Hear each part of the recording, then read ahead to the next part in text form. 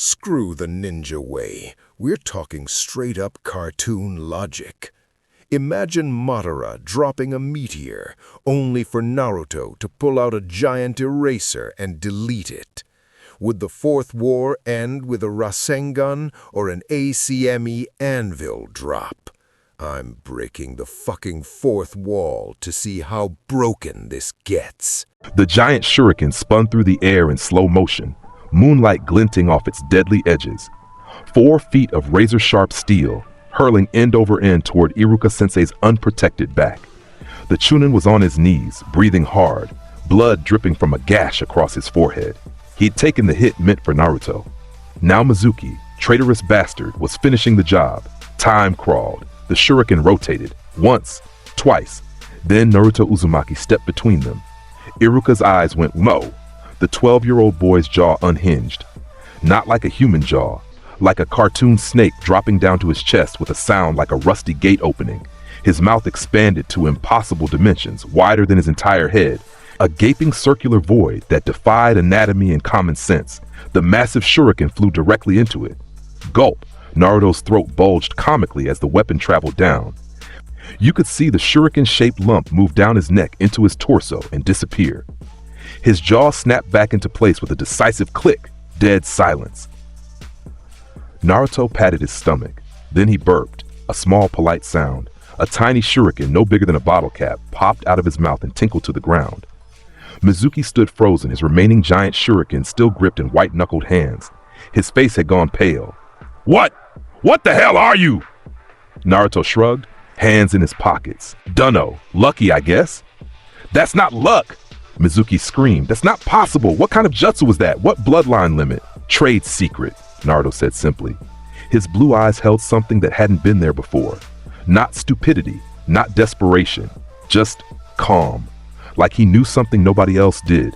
Like he was in on a joke that the rest of the world hadn't figured out yet. Mizuki's hands shook. The traitor Chunin had seen a lot in his career. Blood, death, forbidden jutsu. But nothing had prepared him for watching a 12-year-old child unhinge his jaw like a rubber hose and swallow a weapon that should have cut him in half. You're a monster, Mizuki whispered. The demon fox, it's making you into something inhuman. Nah, Naruto said. He reached into his orange jacket. His entire arm vanished into the pocket, then kept going. His shoulder, his head, his whole upper body disappeared into a pocket that could barely fit a kunai. Mizuki heard rummaging sounds. Where did I put that thing? Ah! Here we go! Naruto emerged from his own pocket holding an eraser, not a small pink eraser. A massive rectangular eraser the size of a briefcase, bright pink, with the word Acme printed on the side in bold black letters. Mizuki took a step back. What? What is that? Naruto didn't answer. He just smiled and pointed the eraser at Mizuki's legs. Then he erased them. The effect was immediate and impossible. Mizuki's legs simply ceased to exist from the knees down, rubbed out of reality like pencil marks on paper. But the rest of him remained, floating in midair, upper body and thighs suspended by nothing. Mizuki looked down. His eyes bulged. He held up a wooden sign that appeared from nowhere, painted with the words "Uh-oh" in dripping letters. Then gravity remembered he existed. Crash! Mizuki plummeted straight down into the forest floor. The impact created a perfect Mizuki-shaped crater in the dirt. Dust exploded outward. Birds fled from nearby trees. Somewhere in the distance, a dog barked. Naruto tossed the eraser over his shoulder. It vanished before hitting the ground. He turned to Iruka, who sat staring with his mouth hanging open. The Chunin's face had gone through several color changes, red to white to green and back to red again. Iruka-sensei, you okay? Naruto asked, voice full of genuine concern. That. Iruka couldn't form words. His finger pointed weakly at the crater where Mizuki lay groaning. Naruto, what kind of jutsu was that? Naruto scratched the back of his head, grinning sheepishly. Honestly, no idea, but it worked. No idea? Naruto, you erased his legs! They'll grow back, Naruto said with confidence he had no business having. Sure enough, when they both looked at the crater, Mizuki's legs were slowly fading back into existence like someone was drawing them in reverse. Iruka stood on shaking legs, pressing a hand to his bleeding forehead. We need to get you to the Hokage, right now. I don't even know what to report. Report that I saved your butt. Naruto said cheerfully. And that Mizuki's a traitor who tried to steal the scroll of seals. Oh, and I learned the shadow clone jutsu. Watch this! He made a hand sign. 1,000 perfect copies of Naruto Uzumaki popped into existence, filling the forest clearing. They all spoke in unison. Believe it. Then, as one, they all looked directly at a point in space where no one stood. They winked at nothing, at the audience that only they could see. Iruka rubbed his eyes. Did you all just wink at the air? Did we? Naruto asked innocently. All 1,000 clones dispelled in puffs of smoke, leaving only the original. Must have been your imagination, Sensei. The Hokage's office smelled like tobacco and old paper. Hiruzen Sarutobi sat behind his desk, the scroll of seals unrolled before him, steam rising from his pipe. His aged eyes studied Naruto with an intensity that would have made most genin squirm. Naruto just stood there, hands behind his head, rocking on his heels. Iruka's report, the Hokage said slowly, was unusual. Yeah? Naruto said. He claims you swallowed a giant shuriken whole, then erased Mizuki's legs with what he described as a cartoon eraser. The Hokage's voice was carefully neutral. He also mentioned something about you emerging from your own pocket. Sounds about right, Naruto confirmed. Care to explain how you did these things? Naruto met the old man's eyes. For a moment, something ancient flickered in those blue depths. Something that had nothing to do with the Nine Tails.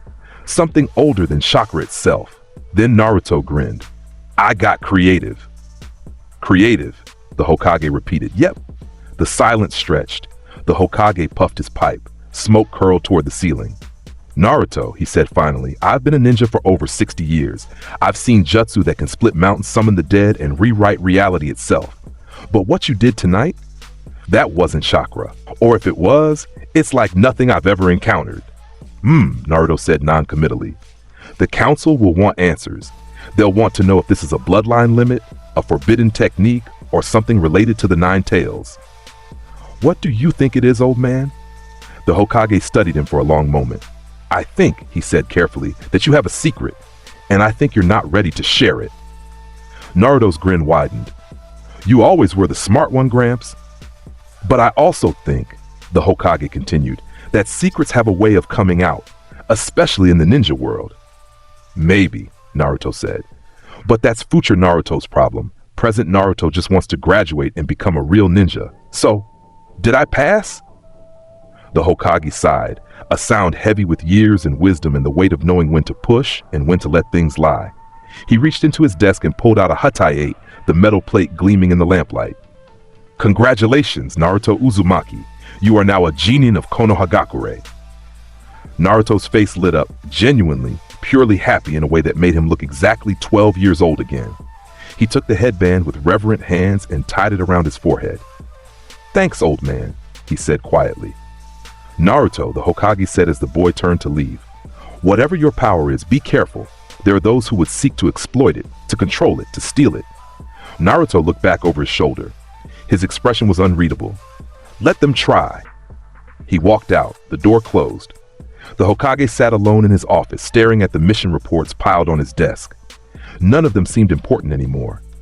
He thought about the boy who could swallow weapons and erase reality, the boy who held a demon in his gut and a mystery in his soul. What are you, Naruto? He whispered to the empty room. Somewhere in the village, Naruto stood on a rooftop, looking up at the stars. He pulled a carrot from his pocket, where it came from was anyone's guess, and crunched it thoughtfully. They're gonna ask questions, he muttered to himself. Then he looked directly at the camera, at the fourth wall, at you. But some things are better left mysterious, right? Keeps them guessing. Keeps them scared. He winked. And between you and me, I barely understand it myself. He took another bite of carrot and vanished in a puff of smoke that smelled faintly of popcorn. Team assignments came 3 days later. Naruto sat in the academy classroom, surrounded by his former classmates. Sasuke Uchiha brooded by the window, looking like someone had killed his puppy. Sakura Haruno was busy trying to edge closer to Sasuke while simultaneously elbowing Ino Yamanaka away. The usual chaos. But there was a difference now. Naruto noticed the looks, the whispers. Did you hear what he did to Mizuki? My cousin said he swallowed a giant shuriken. That's impossible. Tell that to Mizuki. Guy's been having nightmares. What kind of jutsu even was that? Naruto ignored them, doodling in his notebook. The doodle was a perfect recreation of Bugs Bunny eating a carrot. He had no memory of learning to draw. He just could. Like so many things, Iruka entered, coughing to get attention. All right, everyone. Team assignments. Listen carefully because I'm only saying this once. He went through the list. Team 7 made Sakura squeal and Sasuke grunt. Team 8 got Kiba, Hinata, and Shino. Team 10 went to Ino, Shikamaru, and Choji. Team 7, Iruka announced. Naruto Uzumaki, Sasuke Uchiha, and Sakura Haruno. Your Jonin instructor is Kakashi Hatake. Sakura's face went through a journey. Joy at being with Sasuke, horror at being stuck with Naruto. Sensei, why do I have to be on a team with that idiot? Actually, Naruto said mildly, I graduated top of our class in the final exam. Technically, you're the weakest link, Sakura-chan. The classroom went silent, because it was true. Naruto had scored highest, by a ridiculous margin. He'd created 1,000 shadow clones, transformed them all into perfect copies of the Hokage, and then made them perform a synchronized dance routine that somehow qualified as a transformation jutsu demonstration. Sakura's face turned red.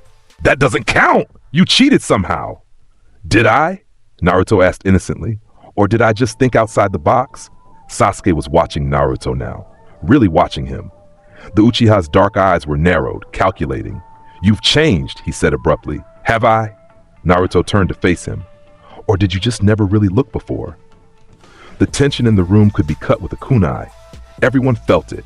The weight of Sasuke's attention, the last loyal Uchiha, the rookie of the year, the genius, focused entirely on the dead last class clown who'd somehow graduated first. That thing with Mizuki, Sasuke said. What jutsu was that? Naruto's smile was friendly but revealed nothing. Ninja secrets, Sasuke-kun. The Sharingan can copy any jutsu, Sasuke said. It wasn't a threat, just a statement of fact. Can it? Naruto stood, slinging his bag over his shoulder. Guess we'll find out, teammate. He walked out, leaving Sasuke staring after him with an expression that was part confusion, part suspicion, and part something that might have been respect. In the hallway, Hinata Hyuga was waiting. The shy Hyuga heiress twisted her fingers together, face pink. In Naruto-kun. Hey, Hinata! Naruto's demeanor shifted immediately. Warm, open, genuinely pleased. Congrats on making Genin. Thank you, she stammered. I wanted to ask about what happened with Mizuki-san. People are saying you did something impossible. Naruto's expression softened. Don't believe everything you hear, Hinata. People exaggerate. But Iruka-sensei said, Iruka-sensei got hit in the head pretty hard that night, Naruto said gently.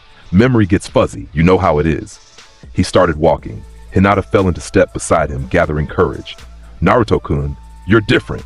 Not bad different, just you seem more confident, more sure of yourself.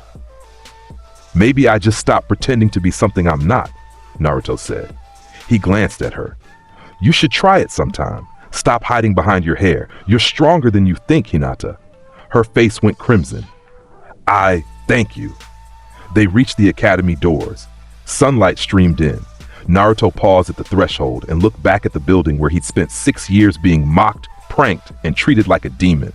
Something funny? Hinata asked, noticing his smile. Just thinking, Naruto said. This is where the real fun begins. He looked directly at the camera again, at the fourth wall. Hinata couldn't see it. Nobody could.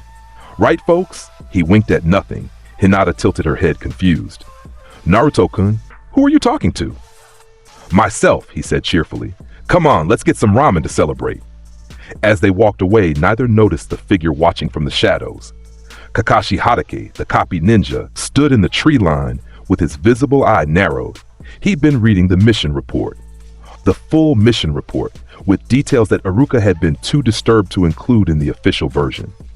Details about how Naruto had reached into a pocket that shouldn't fit his arm. About how the eraser he'd used had the word Acme printed on it. A word that appeared in no known language, ninja or civilian. About how Mizuki swore, even through his trauma, that Naruto's jaw had unhinged like a snake, but wronger. Kakashi pulled out his well-worn copy of Icha Icha Paradise, but for once, he wasn't reading it. He was thinking. What are you, Naruto Uzumaki? He muttered. The bell test happened 2 days later. Team 7 met at Training Ground 3 at 5 a.m. Sakura showed up on time, but half asleep. Sasuke arrived exactly on time, looking fresh and alert, Naruto was already there somehow, lying on his back in the grass and juggling 3 kunai while humming a tune nobody recognized. "How long have you been here?" Sakura demanded. "Since yesterday," Naruto said casually. The kunai formed a perfect arc above him, spinning in impossible synchronization. "Figured I'd get a head start." "You slept here?" Sasuke asked. "Who said anything about sleeping?" One of the kunai multiplied into 2, then 4, then 8. Naruto was juggling 16 kunai now, and none of them were shadow clones. They just appeared. "I'm too excited," Sakura rubbed her eyes. "That's not! You can't just... Where did the extra kunai come from?" "Kunai store?" Naruto suggested. All 16 kunai vanished simultaneously. He sat up, grinning. "That's not how storage seals work," Sasuke said, Sharingan flickering to life. The tomoe spun slowly as he studied Naruto. "Show me again." "Show you what?" "The kunai. How you summoned them." "I didn't summon anything," Naruto said honestly. "They were just there." Before Sasuke could press further, Kakashi appeared in a swirl of leaves. The Jonin was an hour late, reading his orange book, and looked completely unconcerned about his tardiness. "Yo," he said. "You're late!" Sakura shrieked. "A black cat crossed my path, so I had to take the long route," Kakashi said lazily. His visible eye swept over his team, lingering on Naruto for just a moment longer than the others. "Well, my first impression of you guys is, you're interesting. When do we start the actual ninja stuff?" Naruto asked. "Right now." Kakashi set a timer on a training post. "You have until noon to take these bells from me." He pulled out 2 small bells attached to his belt. They jingled cheerfully. "Only 2 bells, though, so one of you is going back to the academy." "But there are 3 of us," Sakura protested. "Yes, observant." Kakashi's eye crinkled in what might have been a smile. "That's the point. This exercise has a 25% pass rate. Most teams don't make it. Come at me with the intent to kill, or you'll never succeed." Sasuke's hand went to his kunai pouch. Sakura looked nervous. Naruto just stood there, hands in his pockets. "Begin." Sasuke and Sakura vanished into the trees immediately. Standard academy training. Hide, observe, wait for an opening. Naruto didn't move. Kakashi tilted his head. "Not going to hide?" "Nah," Naruto said. "Seems boring." "Confident. That's good. Most Genin are terrified of their first Jonin test." Kakashi pulled out his book and started reading. "But confidence without skill is just arrogance." "Who says I'm arrogant?" Naruto asked. Then he pulled a giant mallet from behind his back. Kakashi's visible eye widened. The mallet was absurd, a wooden hammer the size of a grown man, with 100 tons painted on the side in white letters. There was no way it had been hidden behind Naruto's back. There was nothing to hide it behind. It had simply appeared. "What?" Kakashi started. Wham! Naruto swung. The hammer moved faster than something that size had any right to move. Kakashi dodged backward, but the shockwave from the impact cratered the ground, sending dirt and grass exploding outward. "Where did you get that?" Kakashi demanded, book forgotten. "Hardware store," Naruto said. He hefted the massive mallet like it weighed nothing. "Having second thoughts about this test, Sensei?" Kakashi's hand moved in a blur. "Earth release Headhunter Jutsu!" The ground beneath Naruto's feet turned liquid. He should have sunk up to his neck, buried in solid earth. That was how the jutsu worked. Instead, Naruto looked down, saw the ground turning to mud, and simply stepped off it. Into the air. Like there was an invisible platform. He hung there, suspended 3 feet above the ground, looking down at the mud with mild interest. "Huh, that's weird." "That's not possible," Kakashi shouted. His Sharingan eye was spinning now, analyzing, trying to understand. The Sharingan that could copy 1,000 jutsu, that could predict movement and see chakra flow, was seeing nothing. No chakra, no technique, just a boy standing on air. Naruto looked down at his feet, seeming to notice he was floating for the first time. His eyes went wide, his arms windmilled, and only then did he fall. "Wait," Kakashi said, understanding dawning. "Did you only fall because you looked down?" Naruto pulled himself out of the mud, spitting dirt. "I have no idea what you're talking about, Sensei." In the trees, Sasuke watched through his Sharingan, jaw clenched. He'd seen it, the impossible thing. Naruto had walked on air, but only until he'd noticed he was doing it. Like a cartoon character running off a cliff.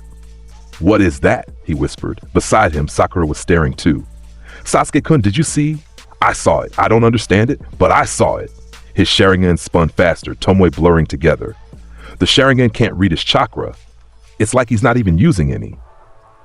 Then how? I don't know, Sasuke snapped. The frustration in his voice was clear. The Sharingan was supposed to be the answer. The ultimate eye that could see through any technique, copy any jutsu, predict any movement. But against Naruto Uzumaki, it was worthless. Back in the clearing, Kakashi had created some distance. His visible eye and his Sharingan were both locked on Naruto. All right, I'll bite. What's your secret? That wasn't any jutsu I know. And I know a lot of jutsu. Naruto grinned. A magician never reveals his secret, sensei. I'm not asking as a magician. I'm asking as your instructor. If I'm going to train you properly, I need to understand your abilities. Do you, though? Naruto asked. He reached into his pocket and kept reaching. His arm vanished up to the shoulder, then his head, then his entire upper body, like he was crawling into a pocket dimension. His muffled voice came from inside his own jacket. Because honestly, I'm doing fine on my own. Kakashi tried to move, but Naruto's hand shot out of a completely different pocket, the one on his pants, and grabbed Kakashi's ankle. Got you! Naruto's voice echoed from inside his jacket pocket, while his hand emerged from his pants pocket. It was anatomically impossible. Spatially nonsensical, Kakashi substituted with a log, appearing 20 feet away. I don't even know what to call that. Naruto emerged fully from his pocket, looking pleased with himself. I call it the anywhere door technique. Pretty cool, right? That's not a real technique name, isn't it? Naruto pulled both hands out of his pockets. He was now holding the two bells. They jingled merrily. Kakashi's hand flew to his belt. Empty. When did you? I was watching you the entire time. Were you? Naruto tossed one bell to Sasuke, who caught it reflexively. He tossed the other to Sakura. There you go, teammates. We pass. Wait, Kakashi said. Just wait a minute. You're telling me you pickpocketed me while your upper body was inside your own pocket, using a hand that emerged from a different pocket entirely? Sounds about right, Naruto confirmed. That's impossible. And yet, Naruto gestured to the bells, now in his teammates' hands. Kakashi stood there, one hand over his mask where his mouth would be, eye wide. His Sharingan was still active, still spinning, still seeing absolutely nothing that made sense. Sensei? Sakura asked nervously. Did we pass? I don't know, Kakashi said honestly. I need to sit down. He sat down right there in the cratered training ground. He pulled out his book, tried to read it, then put it away. His brain was clearly working overtime. Naruto, he said finally. That technique, the pocket thing, what's it called? What hand signs do you use? No hand signs, Naruto said cheerfully. Bloodline limit? Maybe. You don't know if you have a bloodline limit? It's complicated, Naruto said, which was the understatement of the century. Sasuke dropped down from the tree, Sakura following. The Uchiha walked right up to Naruto, bells in hand. I want you to teach me. Teach you what? That. Whatever it is you're doing. The walking on air, the impossible pockets, all of it. Sasuke's voice was intense, desperate in a way he'd never let himself sound before. The Sharingan should be able to copy anything, but it can't copy what you do, which means it's not ninjutsu. So what is it? Naruto's expression was kind but firm. Sasuke, even if I could teach you, I wouldn't. It's not something you can learn. You either have it or you don't. That's not good enough. Sasuke's Sharingan was blazing now. I need power. I need every advantage to... He cut himself off, but everyone knew what he was going to say. To kill Itachi. This wouldn't help you against Itachi, Naruto said quietly. Trust me. How would you know? Because, Naruto said, and for just a moment his blue eyes seemed to hold infinite depths. Some battles can't be won with tricks. Some things require the real deal. And what I've got, it's not real. It's just something else. The moment passed. Naruto's grin returned. But hey, we got the bells. So we're a team now. Isn't that great? Kakashi stood slowly. You three need to explain something. Why did you take both bells instead of fighting each other for them? One of you was supposed to go back to the academy. Sakura blinked. Because we're a team? Exactly. Kakashi's eye crinkled. You pass. The point wasn't the bells. It was teamwork. Those who break the rules are scum, but those who abandon their comrades are worse than scum. You figured it out without me having to spell it out. Congratulations. You're officially Team 7. That's it? Sasuke asked suspiciously. That's it, Kakashi confirmed. He looked at Naruto. Although we're going to have a private conversation later about your techniques. Looking forward to it, Sensei, Naruto said, but his tone suggested he wasn't going to reveal anything useful. As they walked away from Training Ground 3, Kakashi stayed behind, staring at the crater Naruto's mallet had made. He pulled out a small device, a chakra sensor. He waved it over the crater, 0 chakra residue. None. Like the attack had never involved chakra at all. What are you? Kakashi quit. Their first real mission came 2 weeks later after a string of D ranks that Naruto made infinitely more entertaining. Catching the Fire Daimyo's wife's cat should have been simple. Naruto had pulled out a giant butterfly net from his pocket, caught the cat mid-air, and then pulled out a ball of yarn the size of a boulder. The cat had been distracted immediately. Where did you get a ball of yarn that big? Sakura had demanded. Yarn store? Naruto had suggested. That's not a real answer. Now they stood in the Hokage's office, being assigned to escort Tazuna the bridge builder to the land of waves. It's a simple C rank, the Hokage explained. You'll escort Tazuna-san to his home country and protect him while he completes the bridge. No combat expected. No combat means no chance to test myself, Sasuke muttered. You'd be surprised, Naruto said mildly. Things have a way of getting interesting. He was looking at the camera again. That blank point in space. Kakashi noticed this time. Naruto, what are you looking at? Naruto turned back. Nothing. Just spacing out. But Kakashi had seen his lips move. Had seen him wink at empty air. The Jonin filed that away under Naruto weirdness and focused on the drunk bridge builder currently complaining about having baby ninjas as protection. I'm a super important bridge builder. I need real bodyguards. We're very real, Sakura said indignantly. And very capable, Sasuke added. And very ready to get out of this boring office, Naruto finished. So let's go already. They left at dawn. The journey to Wave Country would take 3 days on foot. They made it 4 hours before the first attack. Kakashi noticed the puddle first. A puddle in the middle of a sunny road, no rain for 3 days. He said nothing, letting his genin walk past it, testing them. Sasuke noticed second. His hand drifted toward his kunai pouch. Sakura noticed third, tensing up. Naruto walked past it whistling, apparently oblivious. The demon brothers attacked from the puddle, chains whipping out to wrap around Kakashi. They shredded him to pieces in a spray of blood and cloth. Sensei! Sakura screamed. The brothers moved toward Tazuna next. Standard assassination protocol. Kill the target, then the bodyguards. Sasuke engaged, kunai flashing. He was fast, skilled, already thinking 3 moves ahead. He managed to pin one brother's chain to a tree. The second brother went for Tazuna and found Naruto in the way. Yo, Naruto said. The demon brother's poisoned claw shot forward, aimed at Naruto's heart. A killing blow. The claw pierced straight through Naruto's chest, punching out the other side in a spray of red. Sakura screamed again. But Naruto didn't fall. He looked down at the claw sticking through his chest. He looked up at the demon brother and pulled out a bicycle pump. Wrong move, buddy, he said. He stuck the pump into the wound and started pumping. The demon brother's eyes widened as Naruto's body began to inflate like a balloon. Bigger, rounder.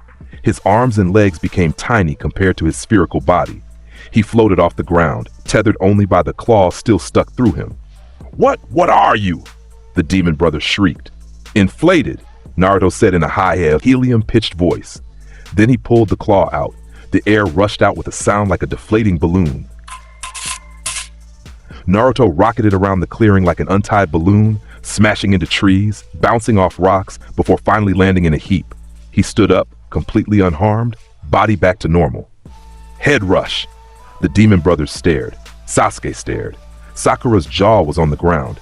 Kakashi dropped from the tree above, completely unharmed. Substitution jutsu. I've been watching the whole time. He walked toward the demon brothers, but his visible eye never left Naruto. That was, I don't even have words. It was awesome, Naruto said. Did you see me fly? I was like, whoosh! He made rocket sounds. You had a claw through your chest, Sakura shrieked. Did I? Naruto looked down at his orange jacket. There wasn't even a hole. Huh? Must have missed. I watched it go through you. Memory's a funny thing, Naruto said sagely. Kakashi tied up the demon brothers, but his mind was elsewhere. A claw through the chest should have been fatal. Should have at minimum left a wound. But Naruto had inflated himself with a bicycle pump and turned a killing blow into a cartoon gag. "Naruto," Kakashi said carefully, "we need to talk about your fighting style." "What about it?" "It's unconventional. I prefer to think of it as creative. It defies the laws of physics." "Does it?" Naruto asked innocently. "Yes," Kakashi, Sasuke, and Sakura said in unison. "Huh." Naruto pulled out a carrot from nowhere and crunched it. "Weird. Where do you keep getting carrots?" Sakura demanded. "Carrot store?" "That's not. We should keep moving," Kakashi interrupted. He turned to Tazuna. "You hired us for a C-rank escort mission, but the Demon Brothers are Chunin-level assassins. This is clearly more dangerous than advertised. Want to tell us what's really going on?" Tazuna explained about Gato, about the tyranny, about how the bridge was the only hope for the Land of Waves, about how he couldn't afford a real B-rank or A-rank mission, so he lied. "We should go back," Sakura said immediately. "This is above our level." "No way," Naruto protested. "We're not abandoning someone who needs help." Sasuke said nothing, but his eyes were on Naruto. Calculating, wondering, Kakashi made the decision to continue. Partially because it was the right thing to do. Partially because he wanted to see what else Naruto could do. They reached the boat that would take them across to Wave Country. Mist rolled across the water, thick and unnatural. "Zabuza," Kakashi muttered. "Everyone stay alert." They crossed in silence. The mist grew thicker, then a massive sword came spinning out of the fog, embedding itself in a tree. Zabuza Momochi materialized on the sword's handle, arms crossed. "Well, well, Kakashi of the Sharingan and 3 baby Jonin. This will be easier than I thought." "Zabuza, the Demon of the Mist," Kakashi said. "A-rank missing nin, specializes in silent killing." He pulled up his headband, revealing the Sharingan. "Get back, all of you. This one's dangerous." "Hidden mist jutsu," Zabuza said. The fog exploded outward, becoming so thick you couldn't see your hand in front of your face. "He'll attack from the mist," Kakashi warned. "Protect Tazuna." Sasuke and Sakura moved to guard the bridge builder. Naruto stood still, hands in his pockets. Then he pulled out a giant fan. Not a war fan. A literal giant floor fan, the kind you'd use to cool off a room, but scaled up to the size of a car. "Naruto, what are you?" Kakashi started. Naruto turned on the fan. The industrial strength wind that erupted from it was absurd. The mist didn't dissipate slowly. It was blown away, scattered like smoke in a hurricane. Trees bent, water rippled. Zabuza went tumbling end over end through the air, arms flailing. "What the hell?" Zabuza screamed as he smashed through a tree trunk. The mist was gone. Completely. Zabuza lay in a heap 50 meters away, groaning. Naruto turned off the fan and it vanished back into his pocket. "Wind style?" he suggested to Kakashi. "That wasn't wind style," Kakashi said flatly. "That was a fan." "A really big fan," Naruto agreed. Zabuza stood, coughing. His eyes were wide, wild. "What kind of jutsu is that? I've never seen." "Trade secret," Naruto said cheerfully. "I'll force it out of you." Zabuza made hand signs at blinding speed. "Water style, water dragon jutsu." A massive dragon of water erupted from the river, roaring toward Team 7 with enough force to shatter stone. The technique was A-rank, devastating, one of Zabuza's signature moves. Naruto pulled out a curly straw. Not a normal straw. A straw the size of a tree trunk, twisted and looped like something from a child's cartoon. "Naruto, what are you doing?" Kakashi shouted. "Run!" Naruto stuck the straw in his mouth and took a sip. Slah! The water dragon, tons upon tons of water, chakra infused and deadly, flowed into the straw, into Naruto's mouth. His cheeks expanded. His stomach ballooned out, growing rounder and rounder until he looked like he'd swallowed a small pool. The dragon vanished entirely, drunk down to nothing. Zabuza's visible eye was the size of a dinner plate. "What are you?" Naruto's voice came out distorted, watery. Shori, mouth full. He aimed his mouth at Zabuza and spat. The water dragon came back out as a high-pressure blast, rocketing Zabuza backward through 6 trees. Crash, crash, crash, crash, crash! The missing nin disappeared into the forest with a final scream. Naruto's belly deflated back to normal with a sound like a balloon losing air. He patted his stomach. "I was thirsty?" Kakashi's Sharingan was spinning so fast it looked like a solid red circle. "That's the water dragon." "Tasty," Naruto said. "Little bit muddy though, would not recommend." "How did you drink an entire jutsu?" Sakura demanded. "Big straw," Naruto explained, as if this was obvious. Sasuke's Sharingan was active now too, both eyes. He was staring at Naruto with an expression that mixed awe, fear, and burning curiosity. The Sharingan can't copy that. It can't even see it. It's like you're not using chakra at all. Maybe I'm not, Naruto said. Then what are you using? Creativity? Naruto offered. Before Sasuke could press further, ice formed around them. Senbon needles flew from the trees. A masked hunter nin appeared, checking Zabuza's corpse. Thank you for weakening him, the hunter nin said in a soft voice. I've been tracking Zabuza for months. Kakashi's eyes narrowed. Something's off. Hunter nin normally destroy the body on sight, but the hunter nine was already gone, Zabuza's body with them. We'll deal with this later, Kakashi said. He swayed slightly. Using the Sharingan exhausted him. Let's get to Tazuna's house. I need rest and answers. He looked at Naruto when he said answers. Naruto just grinned. Tazuna's house was small but comfortable. His daughter Tsunami welcomed them in. His grandson Inari glared at them from the stairs, tears in his eyes. Heroes don't exist, the boy said bitterly.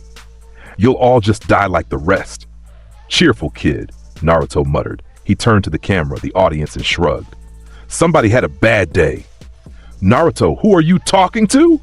Sakura demanded. She'd noticed it now, the way he occasionally looked at empty space and made comments. Myself, Naruto said easily. Helps me think. That night, Kakashi cornered Naruto on the porch. All right, the Jonin said, sitting down beside his student. No more games. What is it you're doing? That thing with the fan, the straw, the bicycle pump, all of it. What's the secret? Naruto looked out at the ocean, moonlight reflecting off the waves. You really want to know? I really want to know. Even if the answer doesn't make sense? Especially then. Naruto was quiet for a long moment. Then he said, have you ever heard of something happening just because it's funny? Funny? Kakashi repeated. Yeah. Like the universe has a sense of humor. And sometimes, if something would be funny enough, it just happens. Physics takes a break, logic goes out the window, and the punchline becomes reality. Kakashi stared at him. Are you saying you can manipulate reality through comedy? I'm saying, Naruto said carefully, that I don't understand it myself. I just know that when I need something ridiculous to happen, it does. When I think, wouldn't it be funny if, the world agrees. That's impossible. You watched me drink a water dragon through a straw, Naruto pointed out.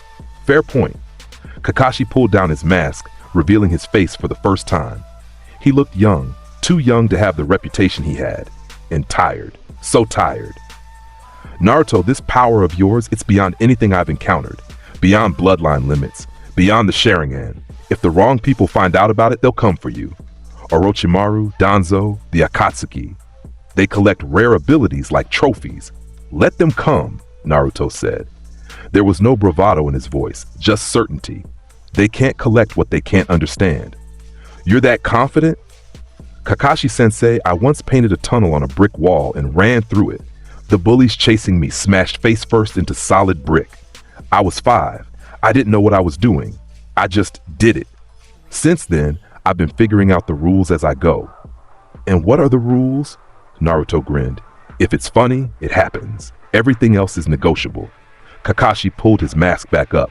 You realize how insane that sounds. Yep. And you're not going to explain how it works. Can't explain what I don't fully understand, Sensei. But you'll keep using it. Every chance I get, Naruto confirmed. Because honestly, it's the most fun I've ever had. Kakashi stood ruffling Naruto's hair. Just be careful. Power always comes with a price, even the funny kind. I'll keep that in mind, Naruto said. But as Kakashi walked away, Naruto looked at the camera again. At you. He's not wrong, you know. This power, it's not all fun and games. Sometimes I wonder if there's a catch. If one day, the universe will ask for the joke back. He paused. But that's tomorrow's problem. Tonight, we've got a bridge to protect and a missing 9 to deal with. Should be fun. He winked and the scene faded. Training began the next morning. Kakashi had them walk up trees using chakra control. Sasuke and Sakura struggled initially, but made steady progress. Naruto walked up the tree on his first try, then kept walking, onto the underside of a branch, upside down, defying gravity completely. That's not how tree walking works. Sakura shouted from below. Naruto hung from the branch like a bat. Isn't it? No. Even Kakashi was exasperated now. You're supposed to use chakra to stick to the tree. You're just hanging there, upside down, with no visible means of support. Gravity's more of a suggestion anyway, Naruto said. He let go of the branch and didn't fall. He just hung in midair, upside down, arms crossed. See? Sasuke's Sharingan was spinning again. There's no chakra. He's not using any technique, he's just ignoring physics. Pretty much, Naruto agreed. He flipped right side up, still floating. Honestly, gravity and I have an understanding. I ignore it, and it mostly ignores me. That's not how anything works. Sakura was pulling her hair now. And yet, Naruto gestured to himself, hovering 3 feet off the ground. Here we are. He looked down, noticed he was floating.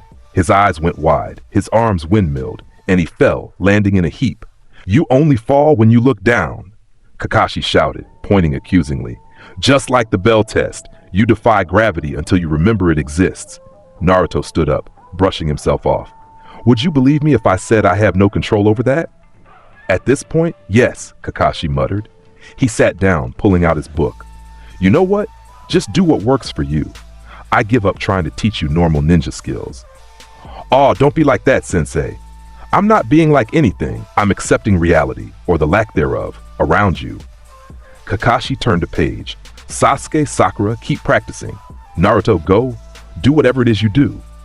Naruto saluted and ran off into the forest, immediately running up the side of a tree, across a branch, into the air, and only falling when he glanced down and noticed he'd run out of tree. Crash. He popped back up, gave a thumbs up, and kept going. Sasuke clenched his fist around a kunai. I need that power. You can't have it, Kakashi said without looking up from his book. Some things can't be taught, Sasuke. They can only be experienced, or in Naruto's case, inexplicably possessed. But the Sharingan copies techniques. Naruto isn't using techniques, he's just being, and that's not something you can copy. Sasuke's hands shook with frustration. For the first time in his life, the Uchiha genius was faced with something his bloodline couldn't match, something he couldn't train to achieve, something completely beyond his reach. It was eating him alive. A week passed. The bridge neared completion, and then, one misty morning, Zabuza returned.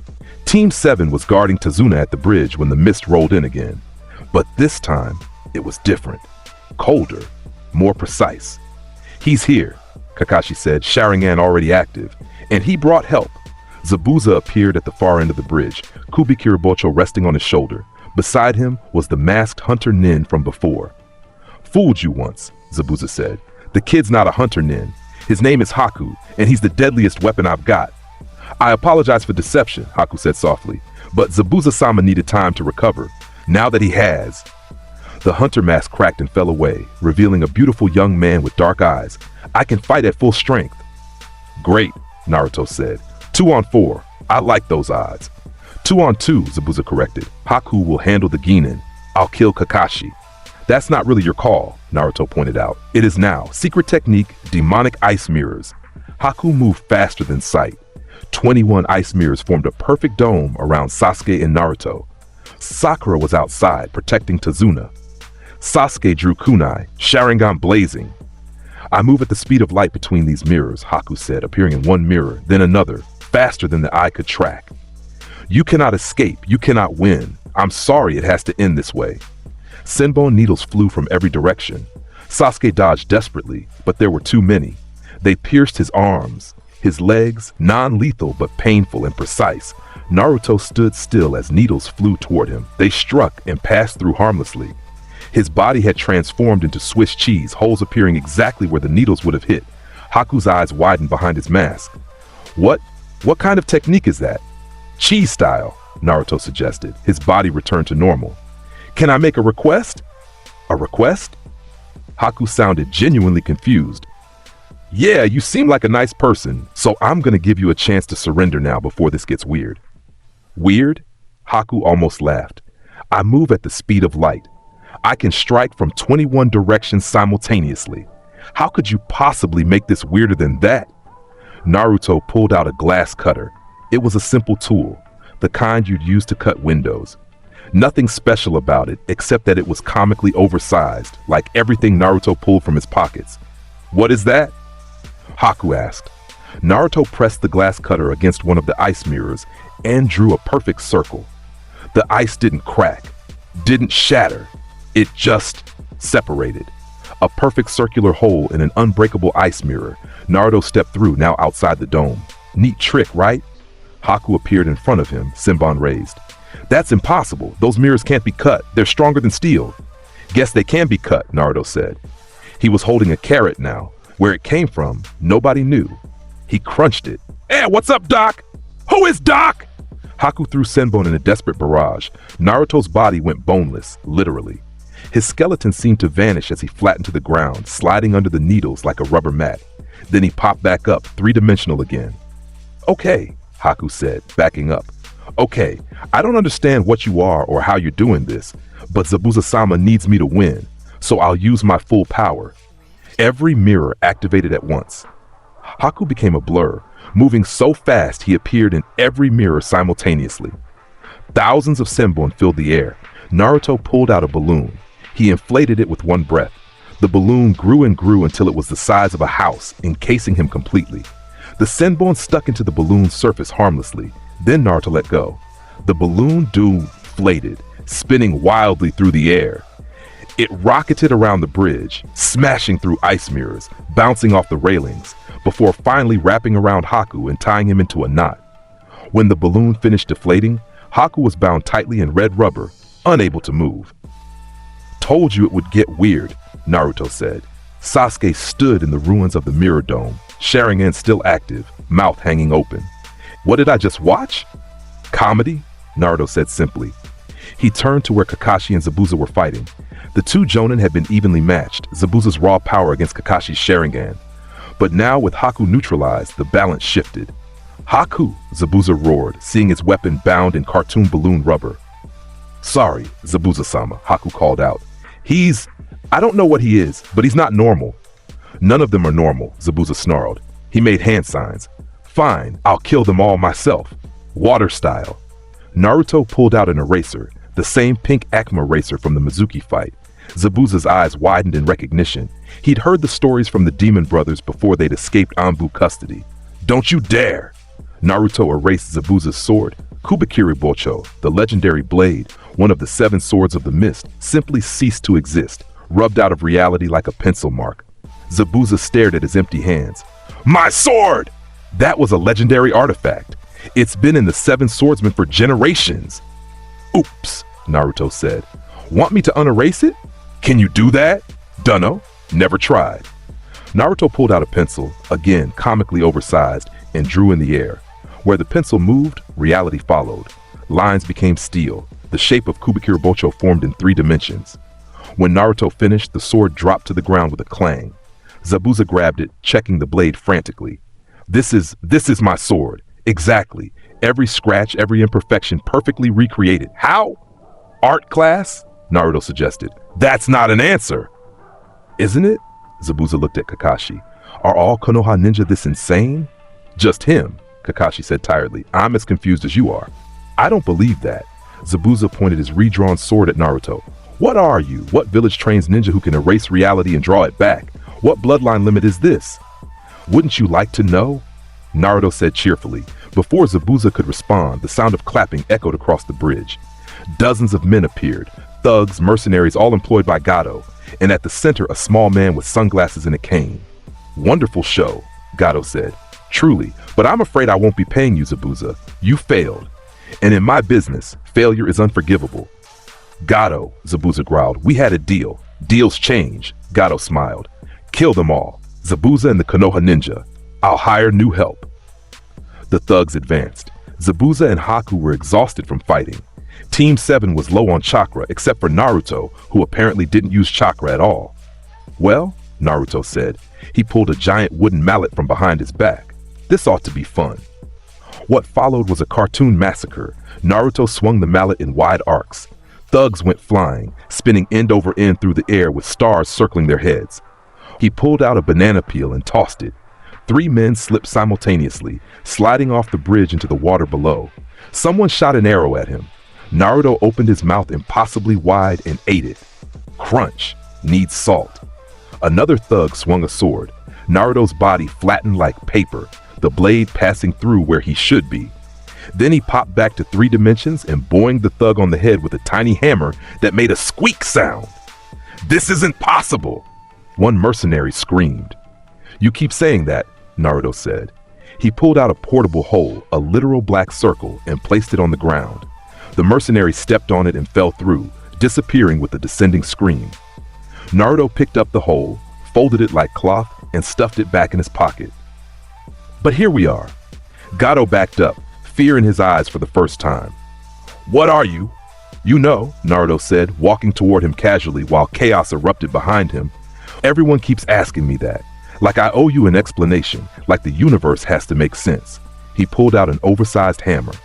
But sometimes things just happen. Wham! Gato went flying off the bridge, disappearing into the horizon with a twinkle. The remaining thugs fled. Silence fell. Zabuza sat down heavily, Haku kneeling beside him. The missing nine was laughing, a broken, slightly unhinged sound. A demon.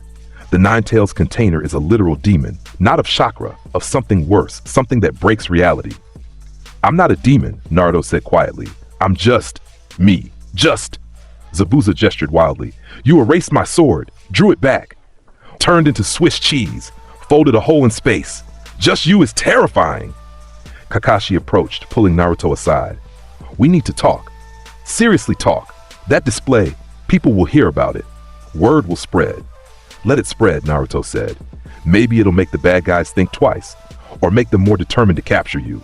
Kakashi's visible eye was hard. Orochimaru collects unique abilities. Danzo experiments on bloodline limits. The Akatsuki hunts Jinchuriki. And you're all three, a Jinchuriki with a power beyond bloodlines that nobody understands. Then I'll keep it secret, Naruto said. I won't tell them how it works. I barely know myself.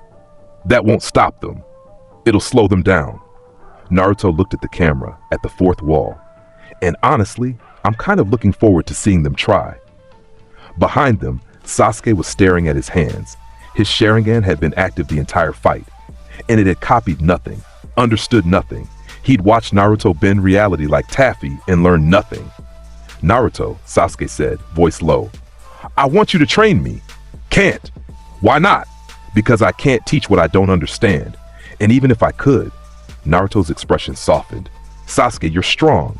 You're going to be incredibly strong, but not with this. This isn't for you. How do you know what's for me? Because Naruto said gently, your strength comes from discipline, from training, from pushing yourself to the limit and breaking through. That's the Uchiha way. This, he gestured to himself. This is chaos. It's not about training. It's about letting go, being ridiculous, accepting that sometimes the universe is just funny.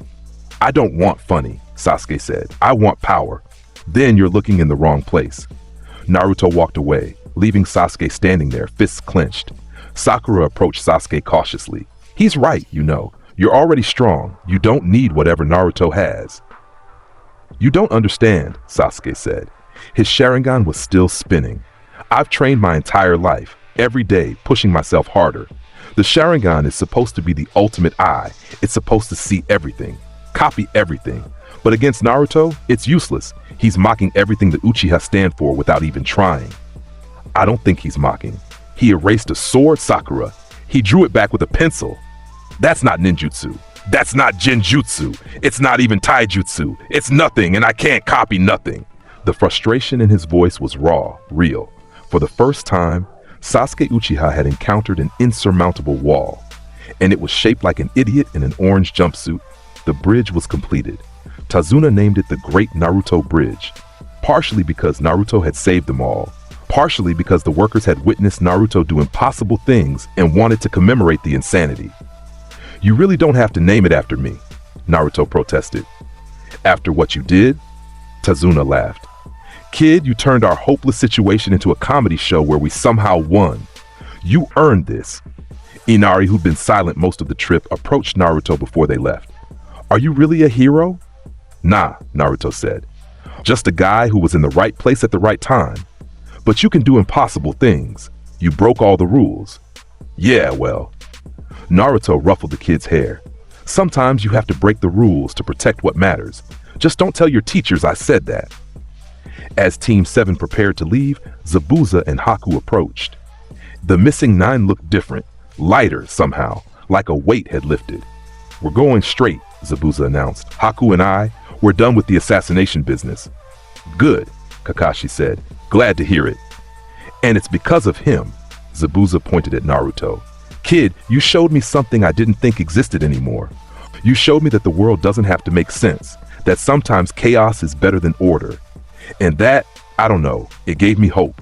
If a kid can erase reality with a pink eraser and still smile, maybe there's a chance for people like me too. Naruto blinked. That's actually really nice, Zabuza-san. Don't let it go to your head. Zabuza extended a hand.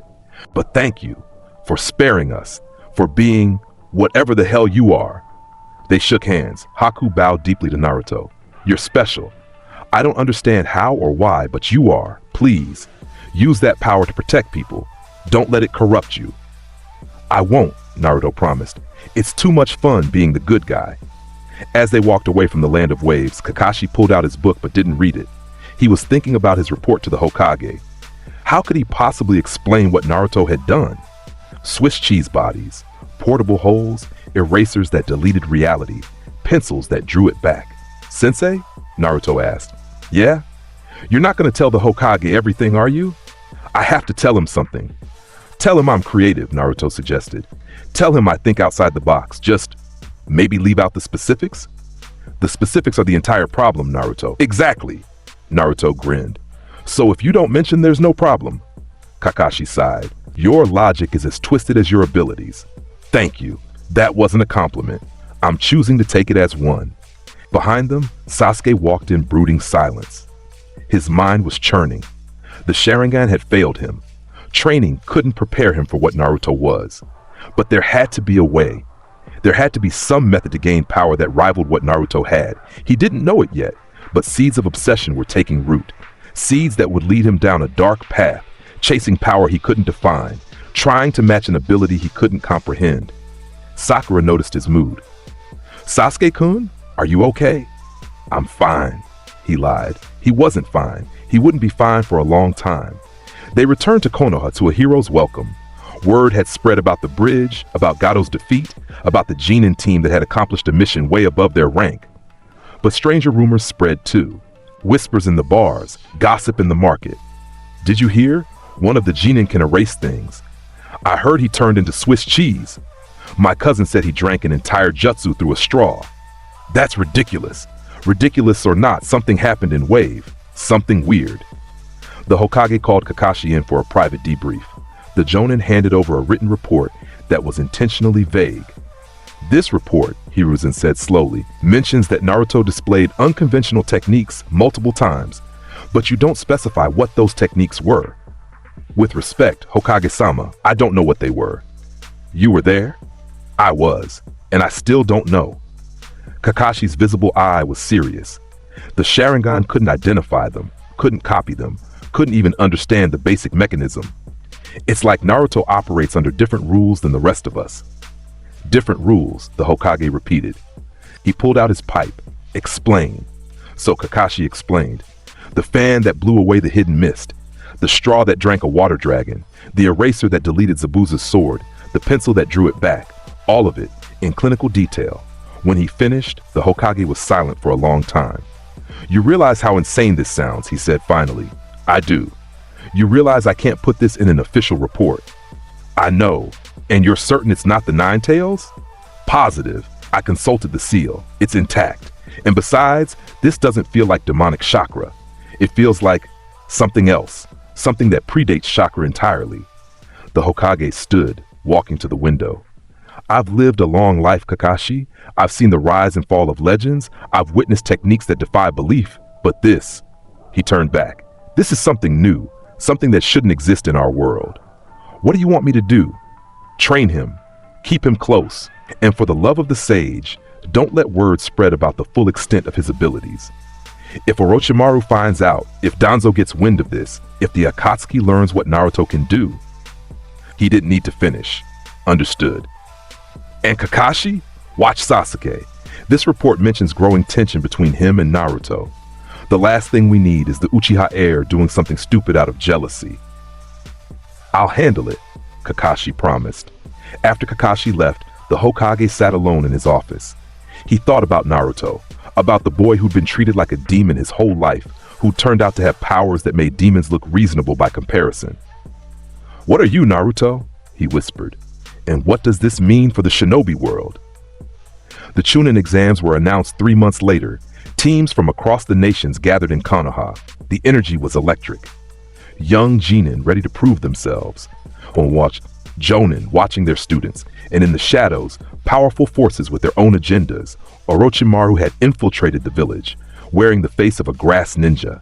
His golden eyes studied the participants with hungry interest. He was looking for worthy vessels, bodies he could steal, power he could claim. Then he saw Naruto Uzumaki. The Nine-Tails container stood with his team, looking completely relaxed, too relaxed for someone entering such a dangerous exam. Orochimaru's eyes narrowed. "Interesting," he hissed to himself. "The Jinchuriki. I wonder what secrets you hold." He didn't know it yet, but he was about to discover that some secrets were better left buried. The first test was a written exam proctored by Abiki Morino. It was designed to test information gathering, a subtle way of encouraging cheating. Naruto sat down, looked at the questions, and pulled out a pencil. Not a normal pencil. A massive pencil the size of a baseball bat. The proctor's eye twitched. "That's an unusually large pencil." "I like to make a statement," Naruto said cheerfully. He wrote his answers. They were all correct. Later analysis would show that the handwriting matched his perfectly, but the information was too accurate. Details about historical events that no academy student should know. Tactical analyses worthy of a jonin. When asked how he cheated, Naruto just shrugged. Lucky guesses? The second phase was the Forest of Death. Teams entered the massive, deadly forest to claim scrolls from other teams. Survival of the fittest, Team 7 had been in the forest for 2 hours when they encountered Orochimaru. The Sannin dropped from the trees, killing intent washing over them like a physical force. Sakura and Sasuke froze, paralyzed by fear. Kakashi wasn't there. He wasn't allowed in the forest. "Well, well," Orochimaru said. His voice was like oil on water. "The Nine-Tails brat, I've heard interesting rumors about you." "Have you?" Naruto stood between Orochimaru and his teammates. His posture was relaxed, but his eyes were sharp, alert. "They say you can do impossible things, that you bend reality like clay, that the Sharingan itself cannot comprehend your techniques." Orochimaru's tongue, far too long, slithered out, licking his lips. "I had to see for myself." He summoned a snake, not just any snake, a massive python the size of a building with fangs like swords. "Giant snake," Naruto observed. "Classic villain move." The snake struck, jaws opening wide enough to swallow a house. Naruto grabbed the snake by the tail and tied it into a pretzel knot. The massive serpent hissed in confusion, trying to untangle itself, but only making the knot tighter. Orochimaru's eyes widened. "What? How did you move that fast? How did you overpower a summon that weighs several tons?" "Knot tying merit badge," Naruto said, dusting off his hands. "Very useful skill." Orochimaru's face twisted with a mix of rage and fascination. "You're toying with me. Fine, let's see how you handle this." He made hand signs. Summoning, Manda. The king of snakes appeared in an explosion of smoke. A creature of legend, purple and massive, with eyes full of malice. "Orochimaru," the snake rumbled. "You dare summon me for genin? This is beneath me." "That one," Orochimaru pointed at Naruto. "Kill him." Manda looked down at Naruto. The boy looked back up at the snake. Then Naruto's eyes did something impossible. They bulged 3 feet out of his skull like telescopes, complete with an Oga horn sound that echoed through the forest. "That's a big worm!" Naruto shouted. "Did his eyes just—" Manda started. Naruto grabbed Manda by the tail. A tail thicker than a tree trunk, weighing tons, and swung the king of snakes like a jump rope. Manda's body whipped through the air, smashing through ancient trees. "What are you doing? How are you doing that? I weigh hundreds of tons!" Manda shrieked. "Do you?" Naruto asked innocently, still swinging. "Huh, doesn't feel that heavy." He released his grip. Manda went flying through the air, like disappearing into the horizon with a descending scream. There was a distant splash as the snake hit a lake miles away. Orochimaru stood frozen. His mind, one of the greatest scientific minds in the shinobi world, a brain that had developed forbidden jutsu and defied death itself, could not process what he'd just seen. "That's not possible," he whispered. "You keep saying that word," Naruto said. "I do not think it means what you think it means." "Where did you get that quote?" "Book I read." Good book. Had a guy with 6 fingers, anyway. Naruto cracked his knuckles. You wanted to see what I can do? Let's dance, snake face. Orochimaru tried to stab Naruto with the sword of Kusanagi. The legendary blade shot from his mouth, aimed at Naruto's heart. Naruto pulled out a rubber chicken. The sword struck the chicken. Boing. The blade bounced backward, bending like rubber before springing back into shape. Orochimaru coughed as his own sword rocketed back down his throat. That's a health violation, Naruto said, wagging his finger. Putting sharp objects in your mouth. Very dangerous. Orochimaru stumbled backward, coughing violently. This can't be a bloodline limit. This can't be any jutsu. What are you? Wouldn't you like to know? Naruto pulled out a wooden mallet labeled 100 tons. Wait. Orochimaru started. Wham. The Sannin was flattened like a pancake, accordion style. His two-dimensional form peeled off the ground, eyes spinning in circles. He weaved drunkenly, trying to reinflate himself. I'll discover your secret, Orochimaru slurred, words distorted by his flattened state. I'll cut you open, study every cell, unlock whatever gives you this power.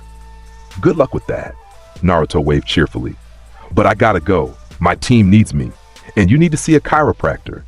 That flattening looks painful. He turned to Sasuke and Sakura, who'd watched the entire fight with expressions of absolute shock. You guys okay? He asked. He's Orochimaru, one of the legendary Sannin. Sakura couldn't form coherent sentences. Yeah, he seems tough, Naruto agreed. But honestly, kind of a one-trick pony. It's all snakes with him. Sasuke's Sharingan was bleeding. He'd pushed it too hard, trying to copy, trying to understand, trying to grasp even a single technique Naruto had used. But there was nothing to copy. Just impossibility after impossibility. Naruto, Sasuke said, voice shaking. I need that power, whatever it is, whatever bloodline limit or forbidden jutsu or demon gift it is, I need it. Sasuke, don't. Sasuke's eyes were wild. Don't tell me I don't need it. Don't tell me I'm fine without it. I watched you treat one of the Sannin like a joke. A joke. And the Sharingan, the pride of the Uchiha, couldn't do anything. So don't tell me I don't need what you have. Naruto's expression softened. You're right. You do need power to beat Itachi, but this? He gestured to himself. This won't help you against him. Trust me. How would you know? Because I've thought about it, Naruto said quietly. I've thought about what would happen if I faced someone like Itachi. And you know what I realized? This power of mine, it works on rules that don't apply to someone like him. Itachi doesn't play games. He doesn't laugh. He doesn't get distracted by comedy. And that's where my strength comes from, making people question reality until they forget to fight back. But Itachi, he'd see through it. He'd stay focused, and then I'd be in trouble. You're lying, Sasuke said. You're trying to protect your secret. I'm trying to protect you, Naruto interrupted, from wasting your time chasing something that won't help.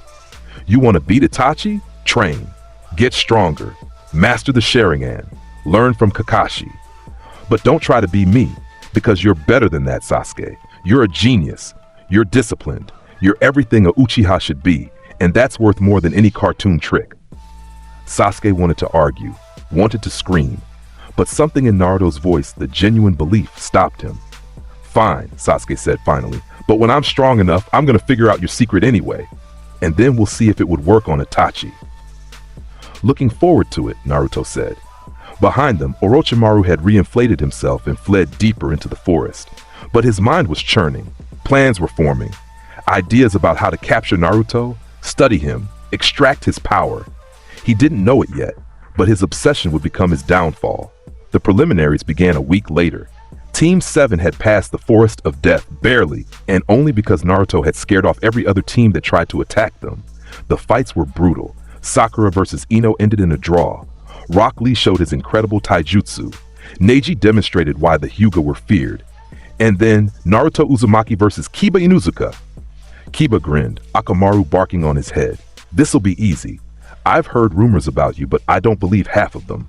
Only half? Naruto asked. Smart. The other half are exaggerations. Let's do this. Fang over fang. Kiba and Akamaru became twin tornadoes, spinning like drills aimed at Naruto. The technique was devastating, designed to shred opponents. Naruto pulled out a baseball bat. What? Kiba screamed mid-spin. Naruto swung. Perfect timing. The bat connected with the spinning Kiba. Crack. Kiba went flying like a home run ball. He sailed across the arena, through the observation area, and embedded himself in the far wall. Stars and birds circled his head. Akamaru turned back into a puppy and ran to his master, whining. The proctor stared. Winner? Naruto Uzumaki? The crowd was silent. Then someone started clapping. Then another. Soon the entire arena was applauding, not because they understood what happened, but because it had been so absurd it had to be respected. In the stands, Hiyashi Hyuga watched with his Byakugan active. Impossible. That boy used no chakra for that technique. The bat appeared from nowhere. The physics of that hit don't make sense. Kiba should have broken through the bat, not been launched. Beside him, Kurenai frowned. What is he? I don't know, Hiyashi admitted, but I want to find out. Several fights later, Naruto Uzumaki versus Neji Hyuga. This was the fight everyone wanted to see. The Jinchuriki mystery versus the Hyuga genius. Neji activated his Byakugan immediately. I can see your every chakra point. I can predict your every move. Fate has already decided this battle. You cannot win. Naruto looked at the camera, at the fourth wall. Can you believe this guy? Fate this. Destiny, what a buzzkill. Who are you talking to? Neji demanded. Myself, Naruto said. He turned back to Neji. You say fate is absolute. Let's test that theory. There's nothing to test. Your fate is to lose, Neji charged.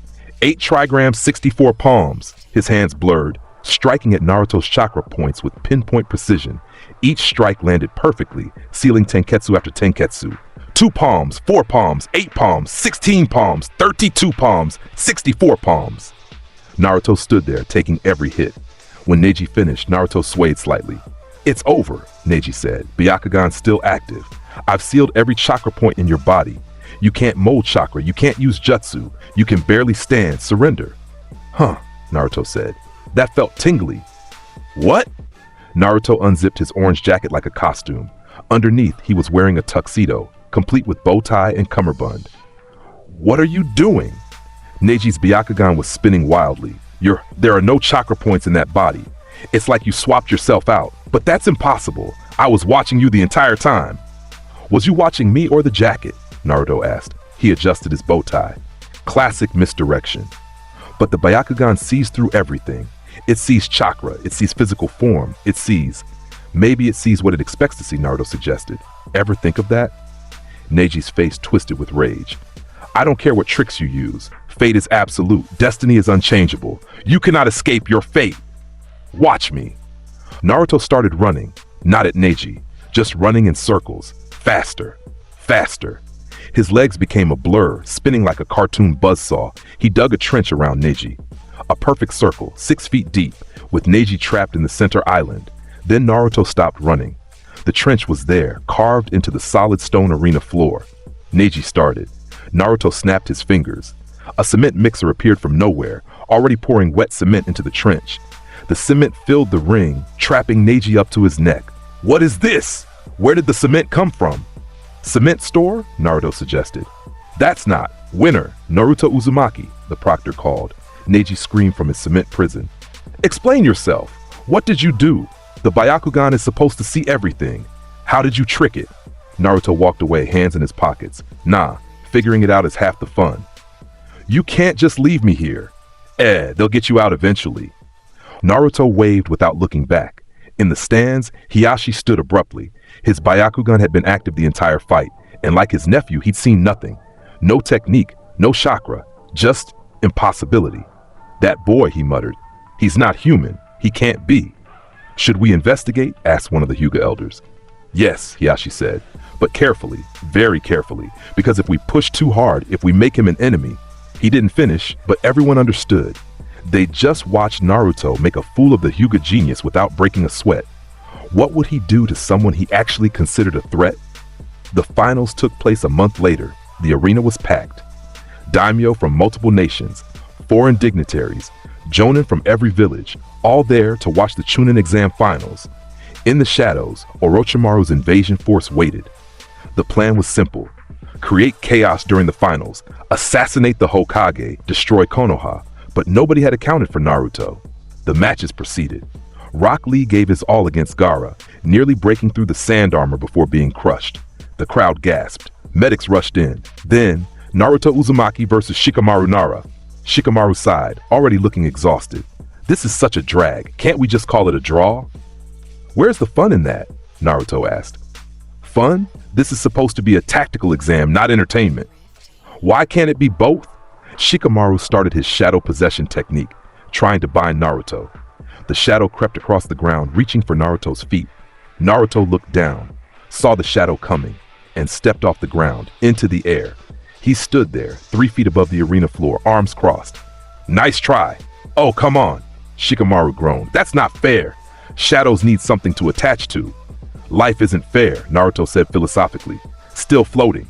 You're standing on nothing. Nothing! That's not even ninjutsu. That's just cheating reality. Is it cheating if there's no rule against it? Shikamaru thought about this.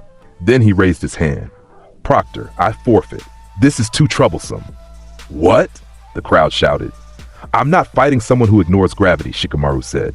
I like my strategies to be based on, physics. Call me old-fashioned. The proctor looked confused, but called the match. Winner Naruto Uzumaki. As Shikamaru walked away, he paused. Naruto, seriously, what are you? Wouldn't you like to know? Naruto grinned. Not really, Shikamaru admitted. Sounds like too much work to figure out. The matches continued, and then, in the middle of the semifinals, it happened. Feathers fell from the sky. Genjutsu blanketed the arena. Most of the crowd fell asleep instantly. The invasion had begun. Sound ninja poured into the arena. Sand ninja revealed themselves as enemies. And Orochimaru, wearing the face of the Kazekage, made his move against the Hokage. Everyone, defensive positions, Kakashi shouted. Protect the civilians, Jinin. Fall back. Fall back? Naruto looked at the chaos. Sound ninja attacking civilians, buildings burning, and in the sky a massive summoning technique was forming. Orochimaru summoned 3 giant snakes, Manda and 2 others, each the size of a building. Time to destroy this village, Orochimaru hissed from his barrier. Naruto pulled out an eraser, the same pink Acme eraser he'd used before. Oh no, Kakashi whispered. What are you going to erase? Just watch. Naruto said. He pointed the eraser at all 3 snakes and erased them. The massive summons, each a legendary contract beast, each weighing hundreds of tons, simply ceased to exist, rubbed out of reality like chalk on a blackboard. The sound ninja stared in horror. He just deleted the Sanin's summons. He deleted them with an eraser. What sorcery is this? Orochimaru screamed from his barrier. Those were summoning contracts, blood pacts. They can't just be erased.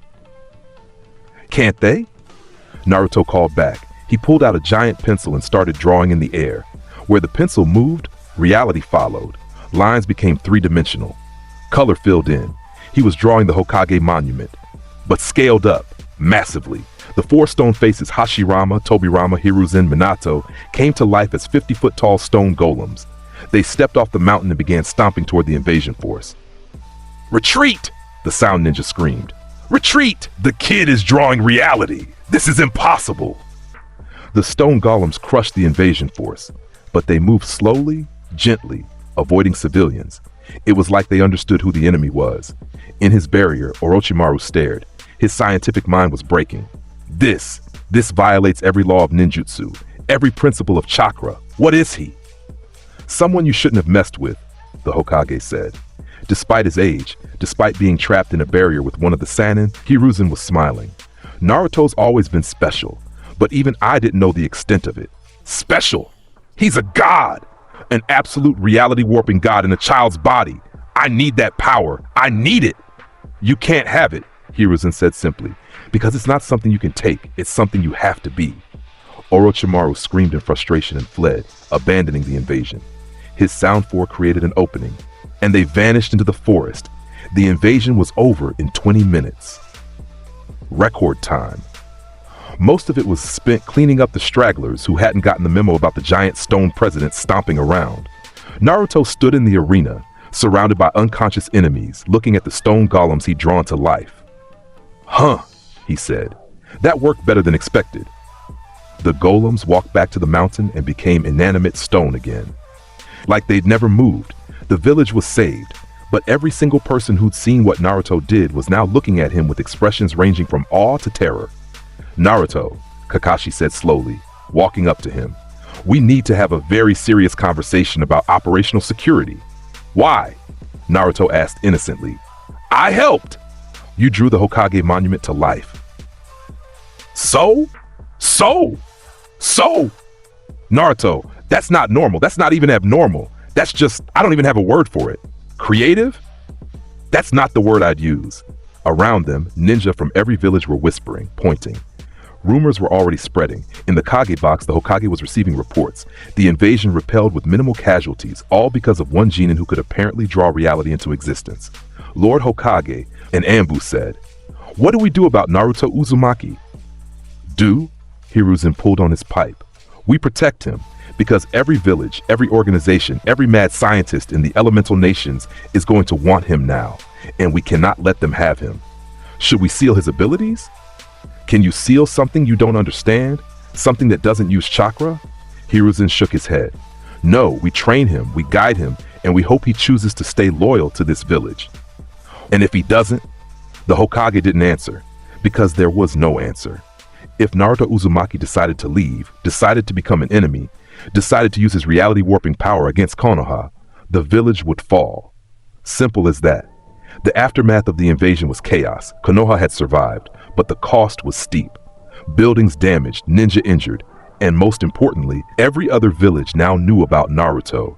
Delegations arrived within days.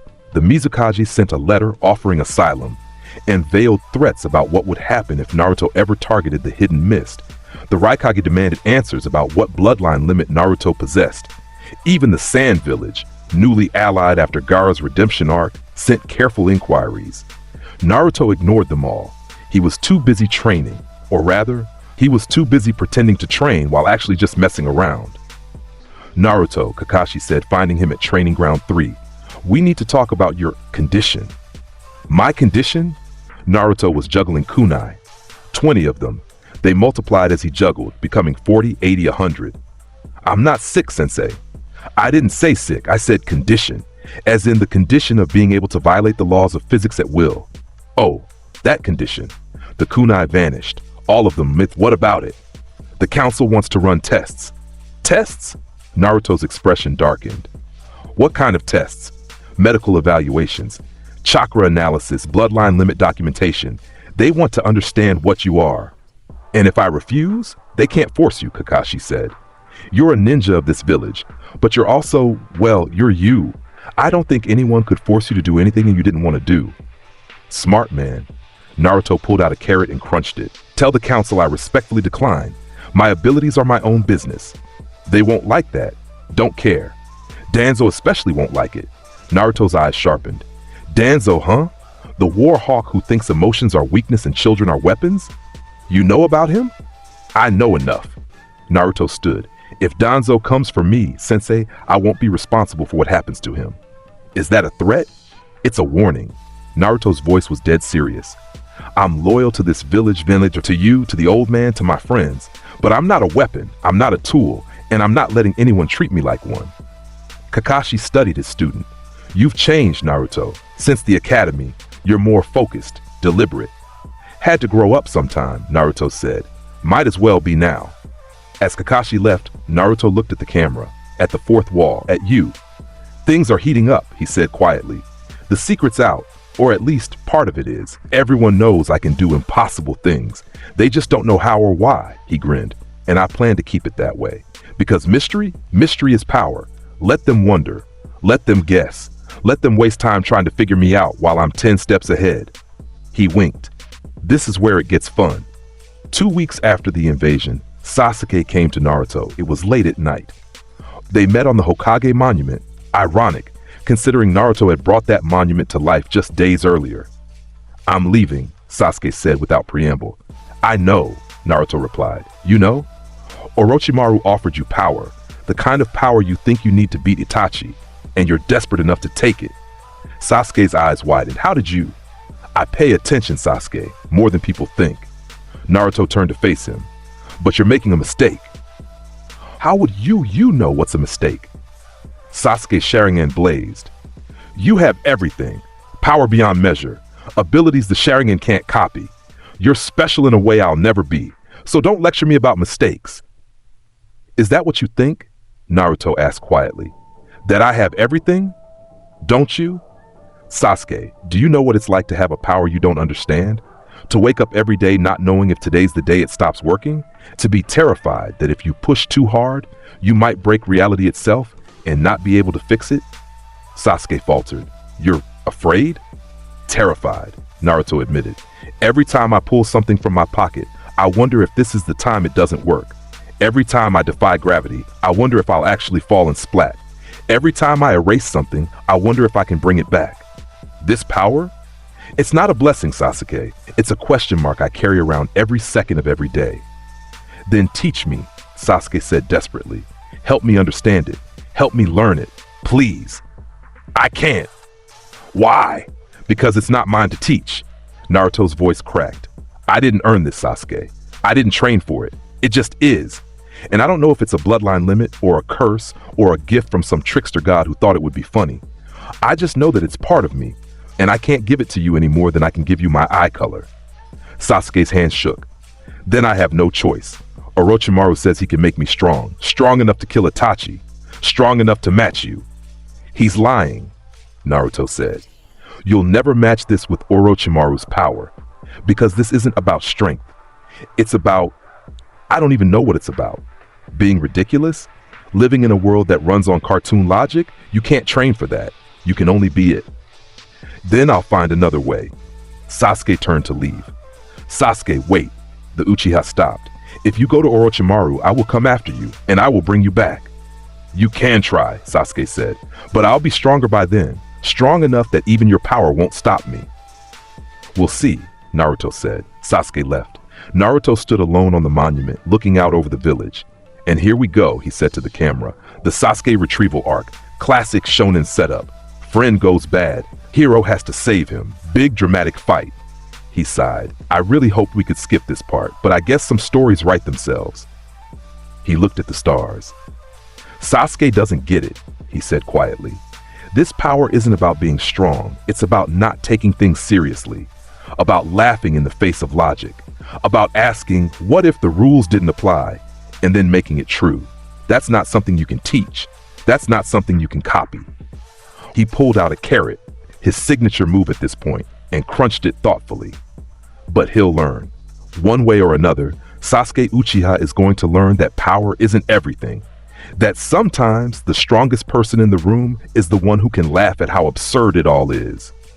Naruto looked at the camera one last time, smiled. Intermission, folks. Grab some popcorn. Part 2 is going to get even weirder. He snapped his fingers. The scene froze, turned black and white, and a circle iris closed on his face. Just like the end of a Looney Tunes cartoon. The sound of a cartoon xylophone played one final note. Fade to black. What they don't know, deep in the forest of death, Orochimaru sat in his hidden lab, surrounded by notes and sketches. He'd been analyzing everything he'd seen Naruto do. Every impossible feat. Every reality-breaking technique. There has to be a pattern, he muttered. Some underlying mechanism. No power exists without rules. But the more he analyzed, the less sense it made. The erasures, the drawing, the gravity defiance, the pocket dimensions. None of it followed any known scientific principle. His assistant, Kabuto, entered. Lord Orochimaru, the Sound 4 report that Sasuke Uchiha has accepted your offer. Good, Orochimaru said absently, still staring at his notes. But Sasuke is irrelevant now. The real prize is Naruto Uzumaki. You still believe you can steal his power? I don't know, Orochimaru admitted, a rare moment of honesty. I don't even know what his power is, but I will find out. I will dissect it, understand it, and then he didn't finish, because even he wasn't sure what came after and then. How do you steal a power that doesn't follow rules? How do you copy a technique that isn't a technique? How do you defeat someone who treats reality like a joke? He didn't know, but he would learn, or he would die trying. In Konoha, the Hokage sat in his office, reading Kakashi's latest report.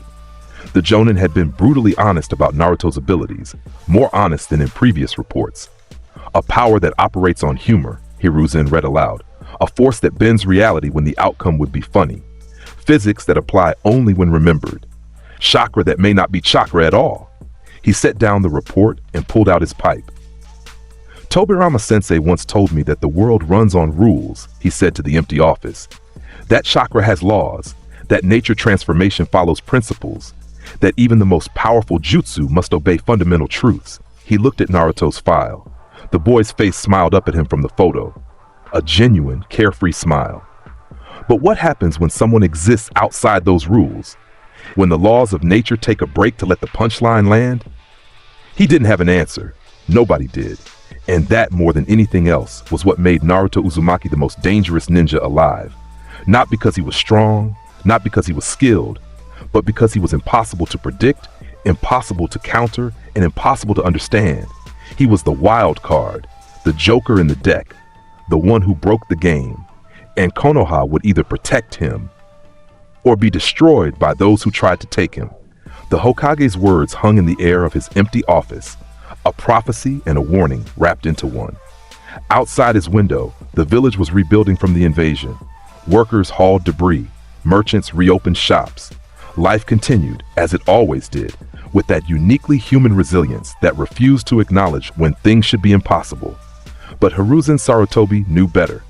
He'd lived long enough to recognize watershed moments, the kind that divided history into before and after, before Naruto revealed what he could do. After everyone saw, a knock at the door interrupted his thoughts. Enter. Kakashi stepped in, visible eye troubled. Hokage-sama, we have a problem. Just one? Hiruzen almost smiled. That would be refreshing. Sasuke Uchiha left the village 3 hours ago, heading west toward the Sound Village border. He left this. Kakashi placed a headband on the desk. Sasuke's forehead protector, the metal plate scratched through the middle. A deliberate desecration of the leaf symbol, the Hokage's weathered hands picked up the headband. He'd seen this before. Young ninja consumed by vengeance, abandoning everything for power. It never ended well. Assemble a retrieval team, he said quietly. But Kakashi, make sure Naruto is part of it. Sir, with all respect, Naruto is the reason Sasuke is running. Watching Naruto during the invasion, seeing him treat S-rank threats like jokes while the Sharingan could do nothing, it broke something in Sasuke. Putting them together might be exactly what Sasuke needs, Hiruzen interrupted, and what Naruto needs too. They're bound together now, whether they want to be or not. This has to play out. Kakashi was silent for a moment. Then, do you think Naruto can bring him back? I think Naruto can do impossible things, the Hokage said. I've seen the evidence, but whether he can save someone from themselves? He shook his head. That's a different kind of impossible. The retrieval team assembled at the main gate within the hour. Shikamaru Nara stood at the front, looking like he'd rather be anywhere else. This is such a drag. Why am I leading this? Because you're a Chunin now, Kakashi said, and because you're smart enough to know when to retreat if things go wrong. Great. Pressure. My favorite. Shikamaru looked at the rest of the team. Neji Hyuga, Byakugan active and scanning the horizon. Choji Akimichi, nervously munching chips. Kiba Inuzuka with Akamaru perched on his head. And Naruto Uzumaki, hands in his pockets, looking surprisingly calm. Everyone clear on the mission? Shikamaru asked.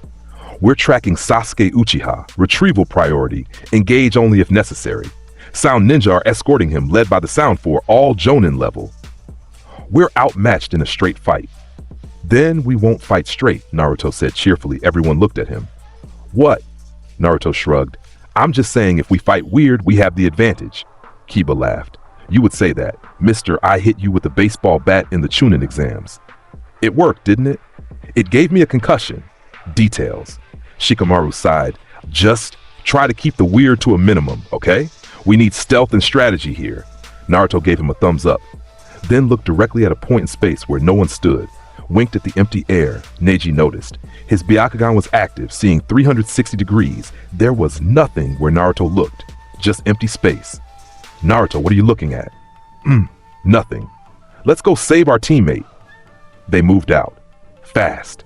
Ninja speed through the trees while following Sasuke's trail. Shikamaru ran calculations in his head. Distance to the border. Time before Sasuke crossed into Sound territory. Probability of interception. The math didn't look good. We're not going to catch him before nightfall, he muttered. Want to bet? Naruto asked. Before Shikamaru could respond, Naruto pulled out a pair of rocket skates from his jacket. Not small skates, full-sized, red, with Acme rocket skates printed on the side and small rocket engines attached to the heels. Where did you know what? Never mind. Shikamaru was learning to just accept things. Can those help us catch up? Watch this! Naruto put on the skates. They fit perfectly despite being way too large to have been hidden in his jacket. He crouched, lit the fuses on the rocket engines with a match he produced from nowhere, and whoosh! He rocketed forward, moving so fast he left a Naruto-shaped hole in 3 trees before anyone could react. Crash! Crash! Crash! Naruto, you have to steer! Kiba shouted. A muffled voice came from somewhere ahead. Steer? These things have steering? The team chased after the trail of destruction. They found Naruto embedded in a boulder, legs sticking out comically, skates still smoking. Choji pulled him out. Are you okay? Naruto shook his head. Stars and birds circled around it, tweeting cheerfully. I'm good. Just need to recalibrate. The stars vanished. He looked perfectly fine. Okay, maybe rocket skates are a bad idea for pursuit missions. You think? Neji massaged his temples. The Byakugan had watched Naruto's body compress and expand through solid obstacles without taking damage. It made his eyes hurt trying to process the impossibility. They continued on foot, more carefully this time. As the sun set, Neji's Byakugan picked up signatures ahead. Found them! 5 chakra sources, 4 sound ninja and Sasuke. They're in a clearing 2 kilometers north. How do they look? Shikamaru asked. Confident. They're not hurrying. They don't think we'll catch up. Then let's prove them wrong, Naruto said. There was something different in his voice. Less playful. More focused. The team spread out, approaching the clearing from multiple angles. Shikamaru's plan was simple. Neji and Kiba would engage 2 of the Sound 4. Choji would take 1. He'd handle the 4th. That would leave Naruto to deal with Sasuke. It was a terrible plan. They were outnumbered, outranked, and out of their depth, but it was the only plan they had. They struck. Kiba and Akamaru went high, fang over fang, spiraling towards Sakon and Ukon. Neji engaged Kidomaru, the spider user, Byakugan tracking every thread. Choji, chips abandoned, activated his clan techniques against Jirobo, the earth user. Shikamaru's shadow snaked toward Tayuya, the genjutsu specialist, and Naruto walked directly into the clearing where Sasuke stood waiting. The Uchiha looked different. The curse mark was visible on his neck, black flames spreading across his skin. His eyes held the Sharingan, 3 tomoe spinning slowly. But more than that, there was a weight to him, a darkness that hadn't been there before. You came, Sasuke said, no surprise in his voice, just acknowledgement. Of course I came, Naruto replied. We're teammates. Friends. That means something. Friends? Sasuke's laugh was bitter. You don't understand anything, Naruto. You can't. You have everything. Power beyond measure. Abilities that make the Sharingan, the pride of the Uchiha clan, look like a child's toy. While I have to scrape and claw for every bit of strength, you just exist, and reality bends around you. Sasuke, I watched you during the invasion. Sasuke's voice shook. I watched you draw the Hokage monument to life. Erase Orochimaru's summons like they were chalk on a board. Defeat threats that should have destroyed us all, and you made it look easy, made it look fun. And the Sharingan, the eye that's supposed to copy any technique, see any trap, predict any move, it saw nothing. Just you doing impossible things while I stood there, useless. You're not useless. Don't. Sasuke's Sharingan blazed. Don't patronize me. I know what I am. I'm the last loyal Uchiha, the survivor of a massacre. And I've spent every day since that night training to become strong enough to kill Itachi. But then you show up, and I realize it doesn't matter how hard I train. I'll never be strong enough. Not while you exist. Naruto was quiet for a moment. Around them, the sounds of battle echoed. Explosions, shouts, the clash of jutsu and weapon. Then he said quietly, So what's your plan? Run to Orochimaru? Get the curse mark power? Become someone you're not? I'm going to become strong enough that I don't need to understand your power, Sasuke said. Strong enough that even if I can't match it, I can work around it. Strong enough to kill Itachi. And if that means abandoning Konoha, abandoning you, abandoning everything I was, then that's what I'll do. Sasuke, listen to me. No, you listen. Sasuke's hands moved in seals. Lightning crackled around his palm. Chidori, the technique Kakashi had taught him. I'm challenging you, right here, right now. Fight me seriously. Show me the full extent of what you can do. And if you can beat me, if you can prove that your power is so far beyond mine that there's no point in even trying, then maybe I'll come back.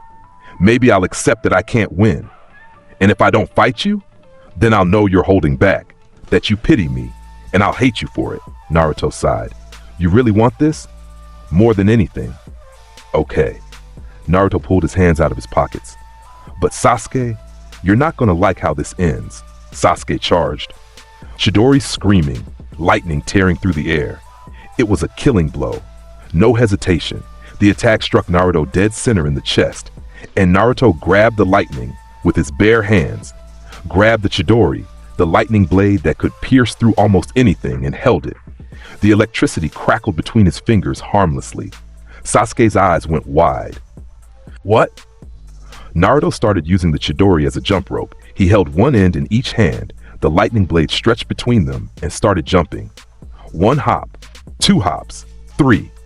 The Chidori, a technique that should have been deadly, that channeled massive amounts of chakra, was now a toy.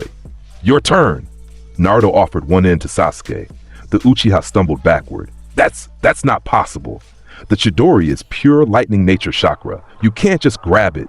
It should have destroyed your hands, destroyed your nervous system. You should be dead.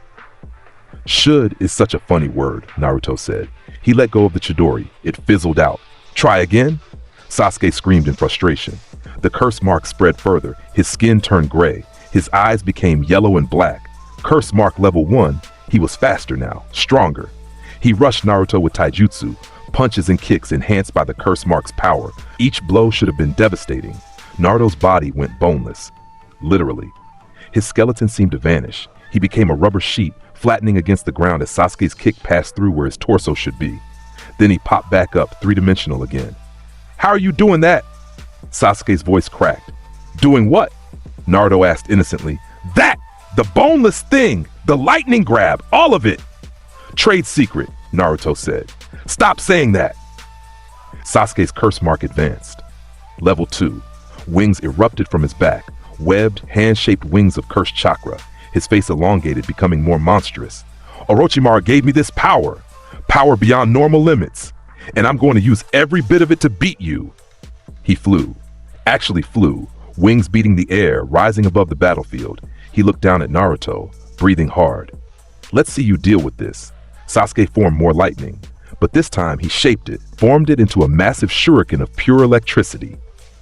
Lightning released Kirin's fang. He threw it. The lightning shuriken spun through the air, crackling with enough power to level a building. Naruto pulled out a giant magnet. It was a cartoon U-shaped magnet, red on one end and blue on the other, nearly as tall as he was. Where it came from, nobody knew. It just appeared in his hands. He held up the magnet. Clang. The lightning shuriken stuck to the magnet. Just stuck there, held by cartoon magnetism that shouldn't work on electricity at all. Sasuke hovered in the air, wings beating slowly, staring at the impossibility below him. Lightning isn't magnetic, he said weakly. This lightning is, Naruto said cheerfully. He set the magnet down, lightning shuriken still attached. Want it back? Sasuke's wings faltered. I don't understand. The curse mark power, the Sharingan, everything Orochimaru taught me, none of it matters against you. Nothing matters against you. Sasuke, you're fighting the wrong battle. Fight me seriously, Sasuke screamed. Tears streamed down his transformed face. Stop playing. Stop treating this like a joke. Fight me like I'm an actual threat. Naruto's expression changed. The playfulness vanished. His blue eyes became serious. For real this time, not cartoon parody serious. Okay, he said quietly. You want serious? I'll show you serious. He reached up and pulled a string.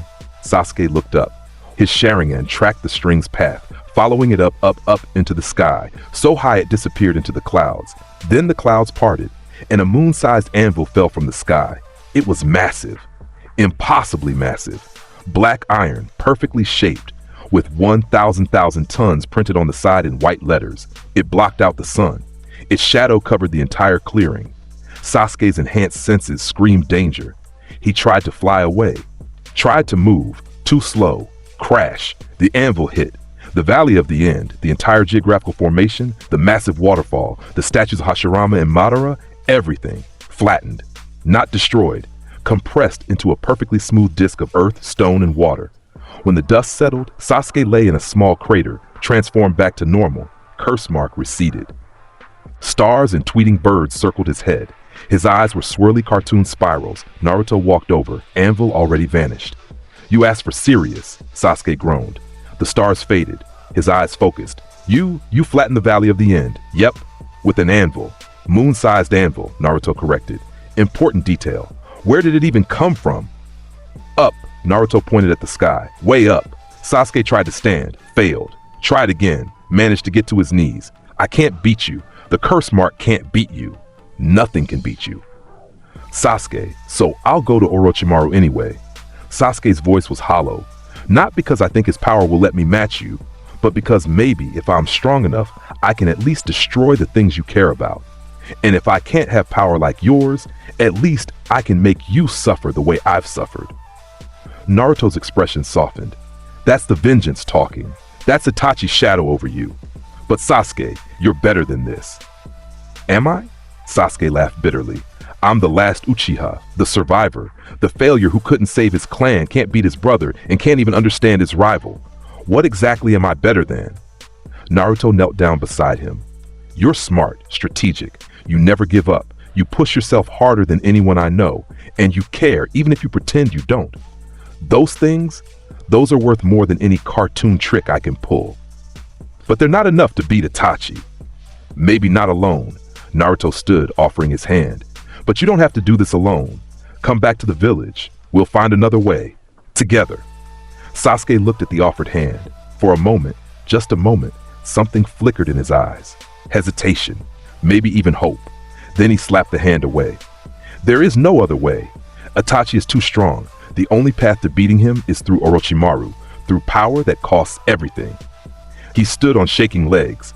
Behind him, the Sound Four had finished their battles. They'd won somehow against Konoha's retrieval team.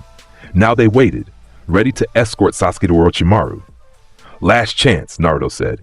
Come back with me. I can't. Sasuke turned away. Goodbye, Naruto. The next time we meet, we'll be enemies. He walked toward the Sound Four. Each step looked like it took immense effort. Naruto watched him go. He could stop him, could pull out another anvil, could erase Sasuke's ability to walk, could do any of 1,000 impossible things, but he didn't, because forcing Sasuke back wouldn't fix the obsession, wouldn't heal the trauma, wouldn't stop him from running again the first chance he got. Sasuke, Naruto called out. The Uchiha stopped but didn't turn around. When you're ready to come back, I'll be here. Sasuke was silent. Then so quietly, Naruto almost didn't hear. Don't wait for me. He left. The Sound Four went with him, vanishing into the trees. Naruto stood alone in the flattened valley of the end, looking at the destruction. Then he looked at the camera, at the fourth wall, at you. That's the thing about cartoon power, he said quietly. I can drop anvils from the sky, can drink jutsu through a straw, can erase reality with a pink eraser. But some things I can't fix with a gag, can't solve with a punchline. And that's the hardest part. He walked back to where his teammates had fallen. They were alive, bruised, beaten, but alive. The Sound Four had been toying with them, making a point. Shikamaru coughed, sitting up. Did you get him? Naruto shook his head. Damn. Shikamaru looked at the flattened landscape. What happened here? I got serious, Naruto said. This is what happens when you get serious? Kiba stared at the perfectly smooth ground. You turned a valley into a pancake. He asked me to fight seriously. Naruto pulled out bandages from his pocket, way more bandages than should fit, and started wrapping Choji's injuries. I don't recommend it. Neji activated his Bakugan, studying the compressed landscape. The geological formation it's like it was pressed by something with uniform, impossible force. This should have taken an earthquake, a meteor strike, some kind of massive technique, but I see no chakra residue, just pressure. Anvil, Naruto explained. That doesn't explain anything. Moon-sized anvil, Naruto clarified. That explains even less. They made their way back to Konoha slowly. Shikamaru filed the mission report as a failure. Sasuke Uchiha had defected. The retrieval team had been unable to stop him. He left out the part about the moon-sized anvil. Some things were better left unreported. 3 years. 3 years of silence. 3 years of training. 3 years of the world holding its breath, waiting for Naruto Uzumaki to do something impossible again. But Naruto had left the village with Jiraiya the Toad Sage, and when they traveled, they stayed quiet. Low-key. Almost normal. Almost. Jiraiya tried teaching him conventional techniques, Rasengan variations, toad summoning refinements, espionage tactics, the fundamentals of being a ninja. It went about as well as expected, Jiraiya said, demonstrating the Rasengan for the 40th time. You channel chakra into your palm, rotate in multiple directions, contain the sphere, and Naruto pulled out a blender. It was a large kitchen blender, the kind you'd use for smoothies. He stuck his hand inside, turned it on, and when he pulled his hand out, a perfect Rasengan was spinning in his palm. That's not how you learn the Rasengan, Jiraiya shouted. But it works. Naruto demonstrated, launching the Rasengan at a tree. It carved a perfect spiral hole. See, Rasengan smoothie method. Jiraiya pulled at his hair. You're supposed to learn chakra control, nature transformation, the fundamental principles of... Yeah. Naruto dismissed the Rasengan and pulled out a carrot. I get it, but why learn the hard way when there's a shortcut? Because the hard way builds character, discipline, understanding. Does it though? Naruto crunched the carrot thoughtfully. Or does it just make people feel better about struggling? Jiraiya had no answer for that. They tried Sage Mode training next. Sit perfectly still, Jiraiya instructed at Mount Myoboku. Let natural energy flow into you. Balance it with your own chakra. This takes immense concentration and... Naruto sat still for 5 seconds, then pulled out a magazine, started reading. This is boring.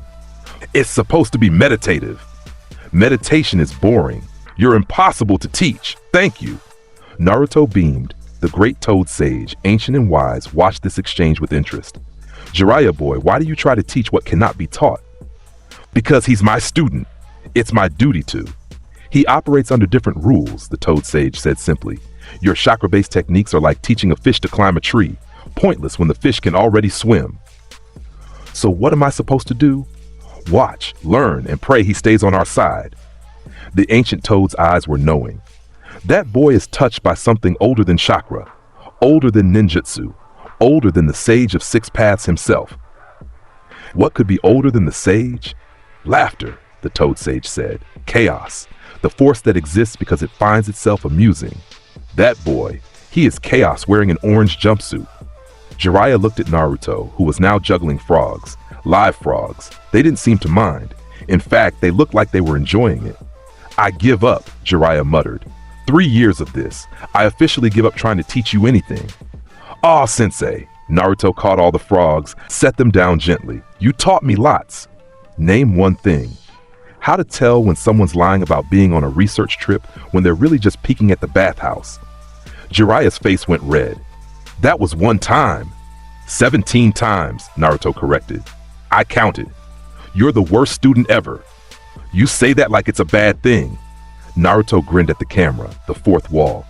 3 years of this, folks. Can you believe it? Poor Jiraiya thought he could turn me into a conventional ninja. Bless his heart. Who are you talking to? Jiraiya looked around, saw nothing. There's nobody there? Isn't there? Naruto winked at the empty air. 3 years of moments like this. 3 years of Jiraiya slowly going insane trying to understand his student. 3 years of Naruto growing older, taller, but not really changing. Still wore orange. Still smiled too much. Still looked at empty air and winked. Still impossible. They returned to Konoha on a sunny morning. The village had changed. Rebuilt from the invasion, expanded, new buildings, new training grounds, new faces, but some things stayed the same. Naruto! Sakura appeared in a blur of pink hair and medic nin training. She looked older too, stronger, more confident. You're back! Hey, Sakura-chan? Naruto grinned. You look great. Did you do something with your hair? It's the same. She laughed, then punched him in the shoulder, hard. 3 years and that's your opening line? Ow! What was that for? For leaving. For not writing, for... She stopped. Her expression shifted to something more serious. Did you hear about Sasuke? Naruto's smile faded. What about him? He's with Orochimaru, have confirmed sightings. Intel says he's gotten strong, really strong, and that he's planning something. Always planning something, that guy. Naruto's tone was light, but his eyes were distant. We'll deal with it when the time comes. Kakashi appeared next, reading his orange book as always. Yo. Welcome back, Naruto. You've grown. Sensei, you're still reading that trash? It's literature, Kakashi said primly. And yes, new volume came out. It's very educational. It's porn. Educational porn. Sakura hit them both. Focus. We have a mission. Already? Naruto hadn't even checked into his apartment yet. Can a guy rest after 3 years of... The Kazekage has been kidnapped, Kakashi interrupted, book vanishing into his pouch. Gaara of the Sand, by the Akatsuki. Naruto's expression went serious, actually serious. Gaara? They took Gaara? 2 days ago, the Sand sent a request for aid. The Hokage is assembling a response team. You, me, Sakura, and a new addition, Yamato. Kakashi gestured to a brown-haired man who appeared beside him. He's Anbu, wood release user. He'll be joining Team Kakashi for this mission. Yamato nodded. I've heard interesting things about you, Naruto. Don't believe half of them, Naruto said. Only half? Yamato raised an eyebrow. The other half are understatements. They left within the hour, racing toward the land of wind, toward the sand village. Toward the Akatsuki, Kakashi briefed them as they ran. The Akatsuki are targeting the tailed beasts. Gaara is the one-tailed Jinchuriki. They've already extracted it. If we don't recover him soon, he'll die, Sakura finished quietly. Naruto ran faster. They reached the sand village to find it in chaos. The Kazekage's guards were dead. The village was on high alert, and an old woman, Chiyo of the Sand, insisted on joining the pursuit. I'm going, she said, voice brooking no argument. My grandson, he's part of this. Sasori of the Red Sand, an Akatsuki member. I need to face him. They tracked the Akatsuki to a cave, sealed entrance, massive chakra signatures inside. They're extracting the tailed beast, Kakashi said. The seal will take time. We have a window. Naruto stepped up to the sealed entrance. Let me try something. He pulled out the Acme eraser. Oh no, Kakashi muttered. Not that thing again. Naruto erased the seal, the massive, complex barrier, a technique that should have required multiple S-rank ninja working in concert to break, simply ceased to exist. Rubbed out like pencil marks. Inside the cave, the Akatsuki members looked up in shock. Someone just erased our barrier, one shouted. Who can erase a barrier? I'm betting it's the Nine-Tails brat, another voice drawled. Heard he can do impossible things. Team Kakashi entered. The cavern was massive, and standing in the center, surrounded by holographic projections of other Akatsuki members, were two figures.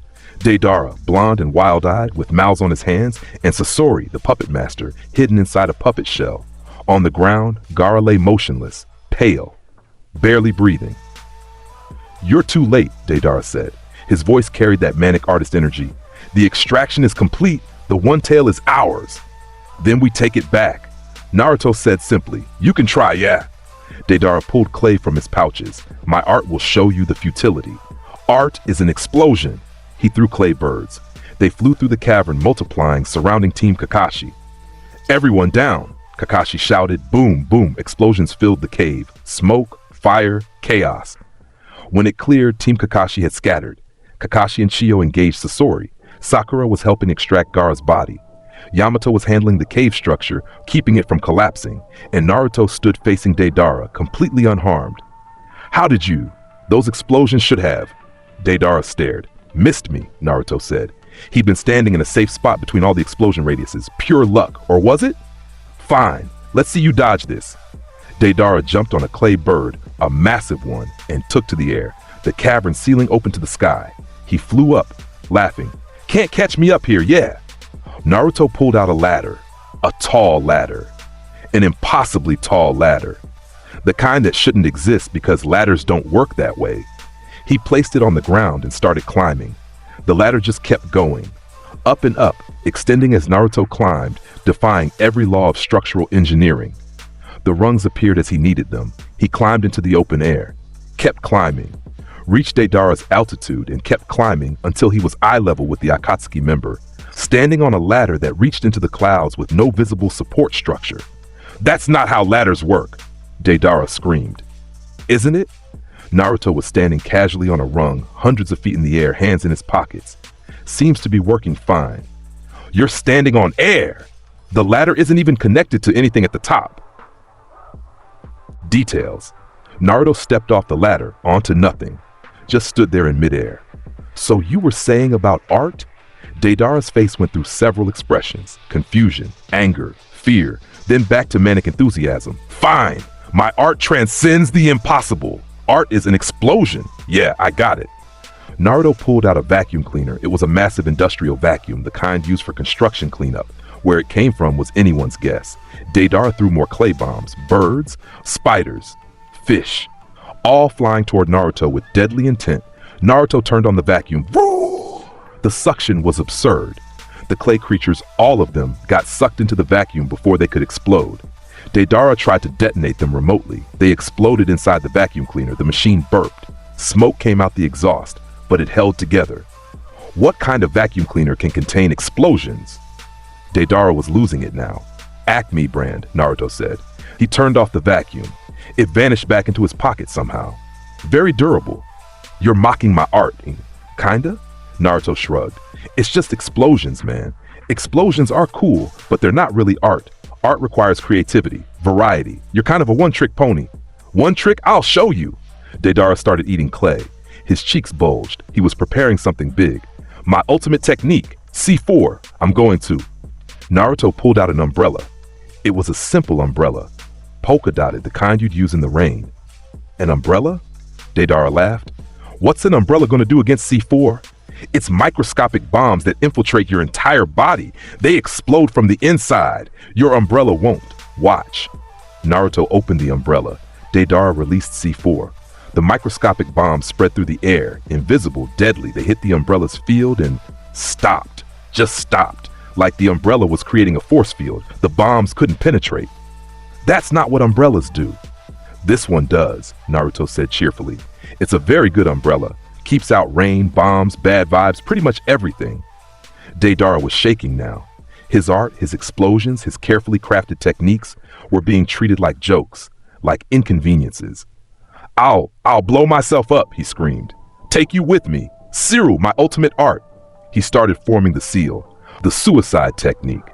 A massive explosion that would level several kilometers. Naruto looked at the camera at the fourth wall. He's going to blow himself up. Should I? Yeah, I should probably stop that. He stepped forward, still standing on air, and put a piece of duct tape over Deidara's mouth. The Akatsuki member's eyes went wide.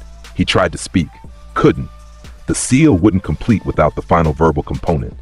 Duct tape, Naruto explained. Fixes everything. Deidara struggled. Tried to remove the tape. It wouldn't budge. It was cartoon duct tape, which meant it held with the power of narrative convenience. Eventually, exhausted, Deidara passed out. Naruto caught him, descended the ladder, which vanished after he was done with it, and returned to the cave. Inside, Kakashi and Chiyo had defeated Sasori. The puppet master was destroyed, Chiyo standing over the wreckage with tears in her eyes. My grandson, she whispered. I'm sorry, Kakashi said quietly. Sakura was working on Gaara, medical ninjutsu glowing around her hands. He's dead. The tailed beast extraction killed him. I can't. There's nothing I can. Lady Chiyo, Naruto said, you have a technique, life transfer. You can bring him back. The old woman looked up. That technique costs the user their life. I know, but you can do it. Why would I sacrifice myself for it? Because Gaara is the future, Naruto interrupted. Because he's a good person who's been through hell and deserves a second chance. Because he met her eyes. Because some things are worth dying for. Chiyo stared at this young ninja who spoke with such certainty. Then she looked at Gaara's body, at the young Kazekage who'd been kidnapped, killed, and left here. You're right, she said quietly. She moved to Gaara, placed her hands on his chest. Reanimation technique. Her chakra flowed, green and gentle. Life transferring from old to young, Chiyo aged rapidly. Her skin became paper thin, her breathing shallow, and Gaara gasped, his eyes opened. Red-ringed, shocked. What happened? Sakura said, tears streaming down her face. Lady Chiyo brought you back. Gaara looked at the old woman, who was smiling despite everything. Why? Because that orange-clad fool convinced me, Chiyo said. Her voice was fading. And because you remind me of what my grandson could have been if he'd had friends like you. She passed, peaceful, content. The sand ninja who'd been waiting outside rushed in.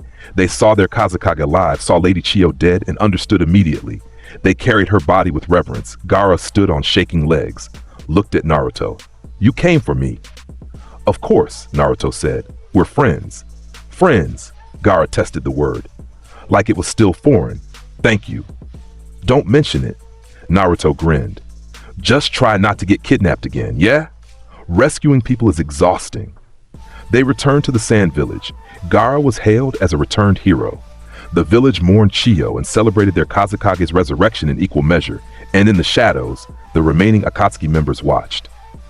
The Nine-Tails brat defeated Deidara, a voice said. It belonged to Kasame, the shark-like swordsman. Treated his explosions like party tricks. Interesting, another voice drawled. Itachi Uchiha stood beside him, Sharingan active. This Naruto Uzumaki. Sasori's report said he could erase reality.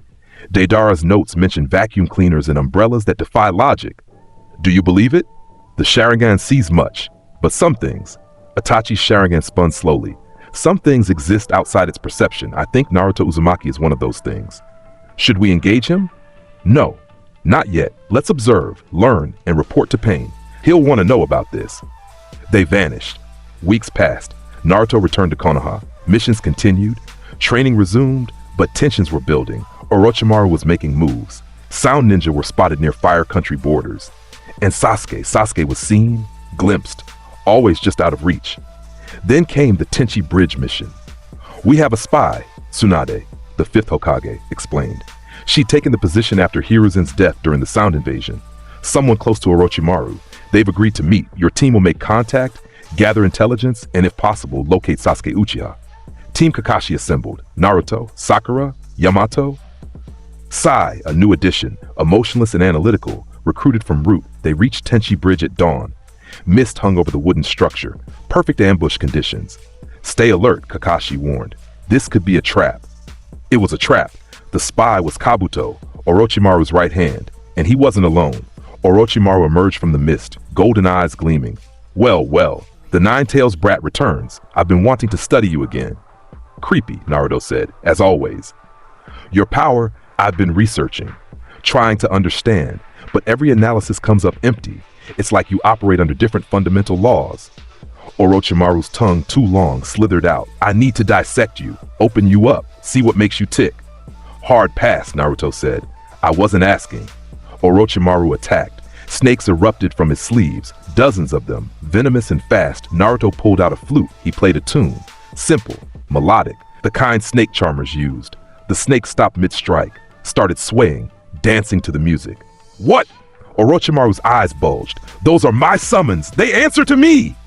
Music soothes the savage beast, Naruto said, still playing. Or snake.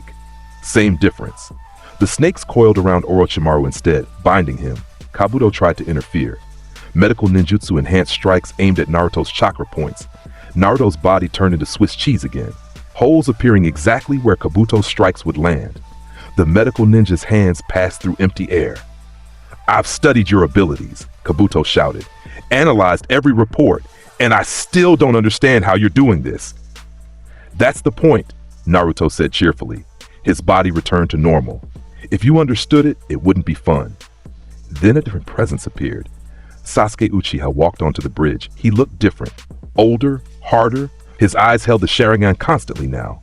His clothes were dark, Orochimaru's influence. Naruto, he said. No emotion, just acknowledgement. Sasuke. Naruto's playful demeanor vanished. You look different. I've gotten stronger. Sasuke's Sharingan spun. The Sharingan has evolved. I've learned techniques Orochimaru taught me. I'm not the same person who lost to a moon-sized anvil. Neither am I, Naruto lied. He was exactly the same. Then let's test it. Sasuke drew his sword, a Chokuto, standard Kusanagi blade. Here, now. Sasuke, we don't have to. Yes, we do. Sasuke's composure cracked. I need to know if I've grown, if the years with Orochimaru meant anything. Fight me! Sakura stepped forward. Sasuke-kun, please. Stay back, Sakura. Sasuke's eyes didn't leave Naruto. This is between us. Naruto sighed, looked at the camera, at you. Here we go again. Sasuke charged, faster than before, enhanced by Orochimaru's training. His sword blurred, a dozen strikes in a second. Naruto pulled out a pillow and took a nap right there, mid-battle. Laid down on the bridge, fluffed the pillow, closed his eyes. Sasuke's sword stopped inches from Naruto's throat. What are you doing? Sleeping, Naruto mumbled, eyes closed. You told me to fight, but you didn't say when, so I'm napping until I feel like it. Don't mock me. Not mocking. Genuinely tired. 3 years of training takes it out of you. Naruto yawned. Wake me when you're ready to have an actual conversation. Sasuke's hands shook. The Sharingan spun faster. You're You're not even taking this seriously. Should I? Naruto opened one eye. Sasuke, what's the point? You attack, I do something impossible. You get frustrated, we both feel bad. Can't we skip to the part where we talk like actual people? There's nothing to talk about. Sasuke's voice cracked. I left to get stronger, to kill Itachi, and you're lying there like none of it matters. It matters, Naruto said quietly. Your pain matters, your goals matter, you matter, but this? He gestured to the sword, the fighting stance. This doesn't solve anything. It makes me stronger. Does it? Naruto sat up, pillow vanishing. Sasuke, you're already strong. You've learned from Orochimaru, mastered techniques, evolved your Sharingan, but you're still here, still obsessed with beating me, still measuring yourself against something you can't understand. When does it end? When are you strong enough? Sasuke had no answer. That's what I thought. Naruto stood. Come back to Konoha. Leave Orochimaru. We'll find Itachi together, as a team. For a moment, Sasuke wavered. His Sharingan dimmed slightly. The sword lowered an inch. Then Orochimaru's voice cut through. Sasuke-kun, remember why you came to me. Remember what you want. The wavering stopped. Sasuke's eyes hardened. I can't go back. Not until Itachi is dead. Not until I've proven I don't need you to be strong. He used the body flicker technique, vanished. Orochimaru and Kabuto went with him. Team Kakashi stood on the empty bridge. We almost had him, Sakura whispered. Almost isn't enough. Yamato said. Naruto looked at where Sasuke had been standing. He'll come back. Eventually. When he's ready. And if he's not ready before he does something irreversible, Kakashi asked, then I'll stop him. Naruto's voice carried absolute certainty. Whatever it takes. They returned to Konoha. Mission failure. Sasuke was still with Orochimaru, still out there, still broken.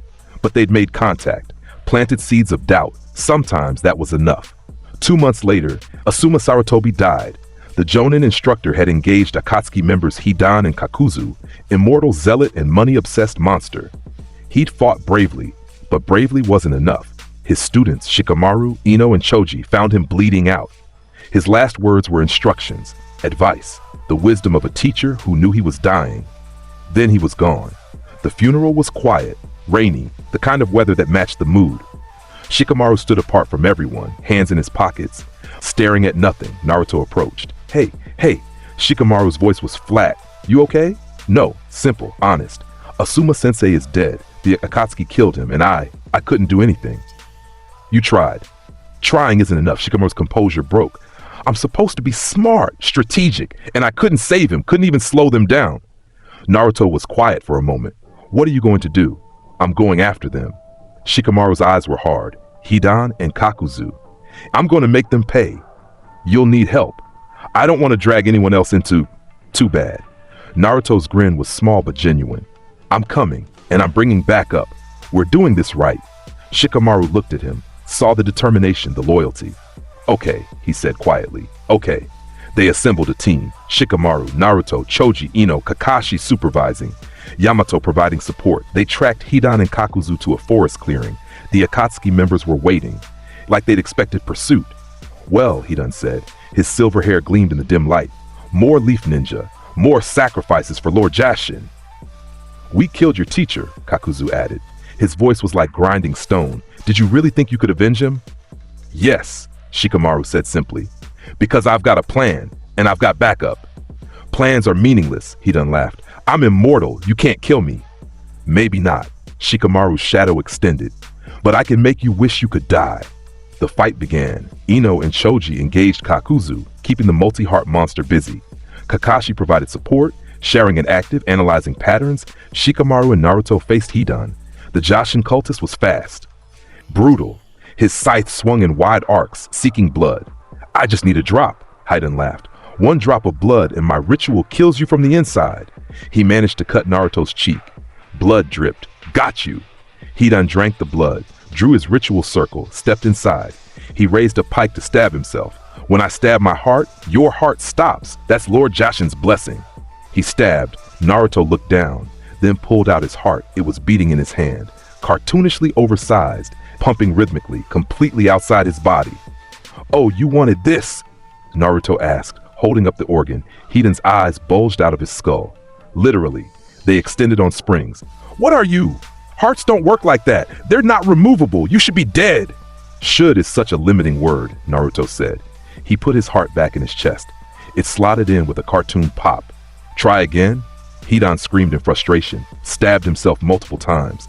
Each time, Naruto just pulled out the corresponding organ, waved it around, and put it back. This is insane. Hidan was losing his composure. Lord Jashin's ritual is absolute. It can't be thwarted by cartoon logic. Can't it?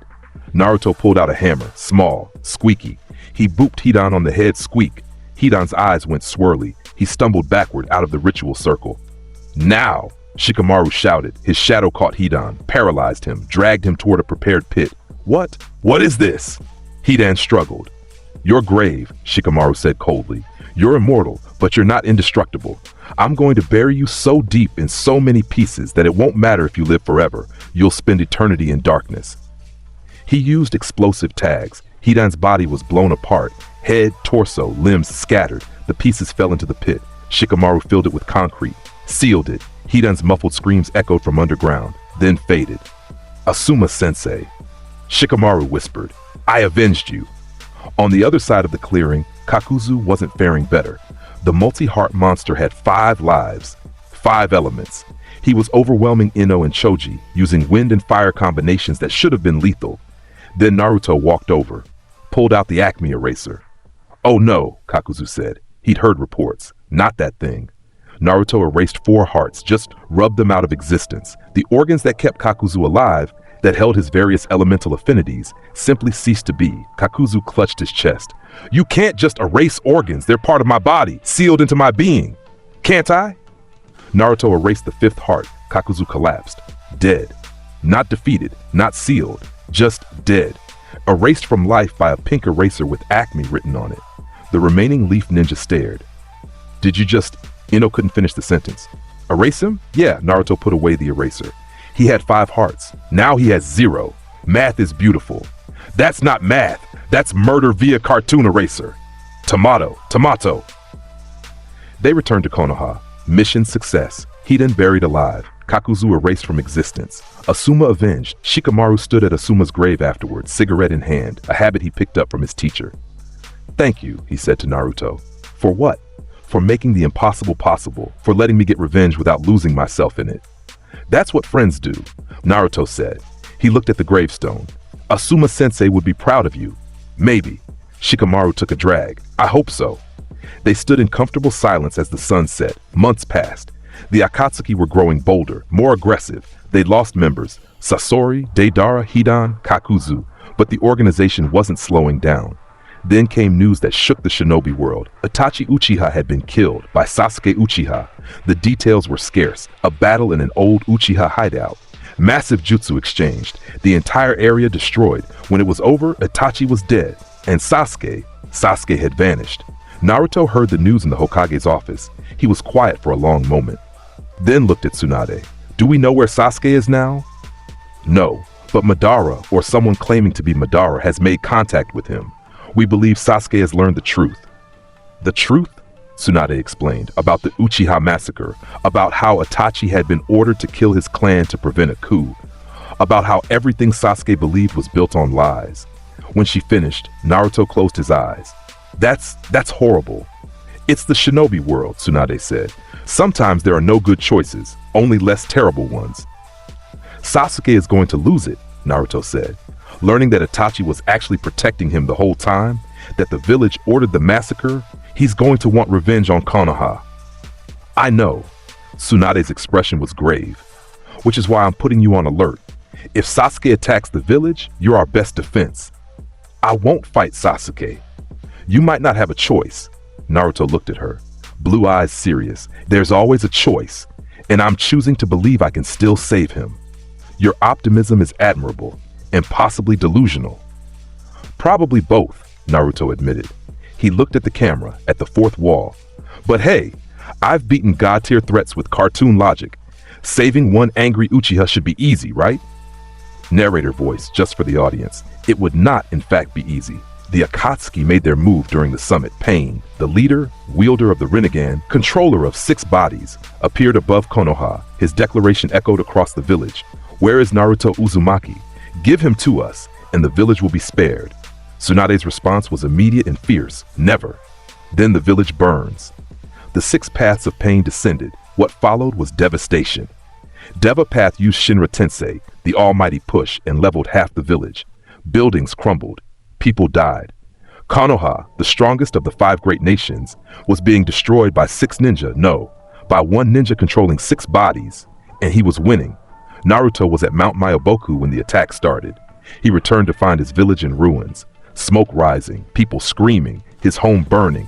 He stood on a rooftop, looking at the destruction, and for the first time in years, his expression wasn't playful, he was angry.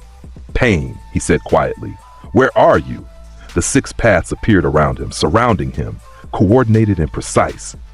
Naruto Uzumaki, Devapath said. Pain's voice was deep, resonant. We meet at last. I've heard many things about you, that you defy comprehension, that you break reality itself, that even the renegade cannot understand you. You've done your homework, Naruto said.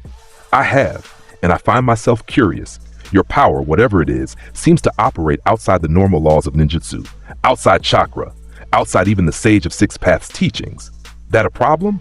It makes you a variable I cannot predict. I dislike variables. Pain's renegade eyes studied Naruto.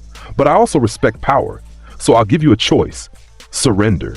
Come with us willingly, and we'll rebuild this village. Give the people their lives back. And if I refuse, then I destroy everything you love and take you by force. Naruto looked around at the 6 paths, then at the village, then at the camera. Folks, he said quietly, I'm about to get serious. Cover your eyes. This might get weird. Devapath attacked first. Shinra Tensei. The massive repulsive force should have blown Naruto away, should have cratered the building, should have been unavoidable. Naruto pulled out a detour sign, like a roadwork sign, bright orange, arrow pointing to the left. The Shinra Tensei followed the arrow. The massive force redirected 90 degrees, missing Naruto entirely and destroying an empty building instead. Pain's eyes widened. All 6 pairs. That's not possible. Shinra Tensei is a force technique. It doesn't follow signs. This one does, Naruto said cheerfully. Road signs are very important. Safety first. Asura Path launched missiles, dozens of them, each capable of destroying a city block. Naruto pulled out a giant fly swatter. Swat! Swat! He batted the missiles away like they were flies. They exploded in the distance, harmless. A fly swatter? Asura Path's mechanical voice glitched. Missiles are not flies, they're advanced weaponry. They fly, don't they? Naruto shrugged. Fly swatter works on anything that flies, it's in the name. Animal Path summoned creatures, the giant rhinoceros, the multi-headed dog, the flying bird, all massive, all deadly. Naruto pulled out a balloon pump and some string. He inflated the balloon pump, making it bigger and possibly bigger, and started tying the summons into balloon animals. The rhinoceros became a balloon giraffe. The dog became a balloon poodle. The bird became a balloon swan. They floated away, harmless, shaped like party decorations. Animal Path stared. Those were A-rank summons, contract beasts. You can't just turn them into balloons. Can't I? Naruto tied one more knot. There, much better. They look happier this way. Path rushed forward. His ability was to absorb chakra. Any technique, any jutsu, he could drain it completely. He grabbed Naruto and exploded, not with force, with wrongness. Path's body couldn't handle what it was trying to absorb. Because Naruto wasn't using chakra. He was using cartoon logic, narrative convenience. The fundamental force of wouldn't it be funny if thought, you can't absorb that. It's not energy, it's concept. Path's body expanded like a balloon, eyes bulging, and then pop. He burst into smoke and disappeared. One down. Pain's voice came from all remaining bodies. But that won't save you. Human Path. The Human Path appeared behind Naruto. His ability was to rip out souls. He grabbed Naruto's head, pulling, and extracted a ghost. The ghost looked like Naruto, translucent, wearing a tiny top hat. It looked at Human Path, pulled out a tiny pocket watch, checked the time, and shook its head. He's not ready to go yet, the ghost said in a squeaky voice. Then it floated back into Naruto's body. Human Path stood frozen. That souls don't talk. They don't wear hats. They don't check watches. This one does, Naruto said. He's very punctual. Won't leave until the appointed time. Naraka Path activated. The King of Hell appeared, a massive spectral judge that determined truth and lies. You! It pointed at Naruto. You defy the natural order. You must be judged. Naruto pulled out a lawyer wig and briefcase. Objection, he shouted in a dramatic courtroom voice. I move to dismiss on grounds of insufficient evidence. The King of Hell paused. What? You claim I defy natural order, but what is natural order? Can you define it? Can you prove it exists? Can you demonstrate beyond a reasonable doubt that the order you claim I'm defying is legitimate? Naruto adjusted his lawyer wig. I submit that reality is subjective. That order is a social construct, and that my existence, while unconventional, is no more or less valid than yours. The King of Hell processed this. Its massive spectral brain tried to parse the logic. Then it exploded, logical paradox.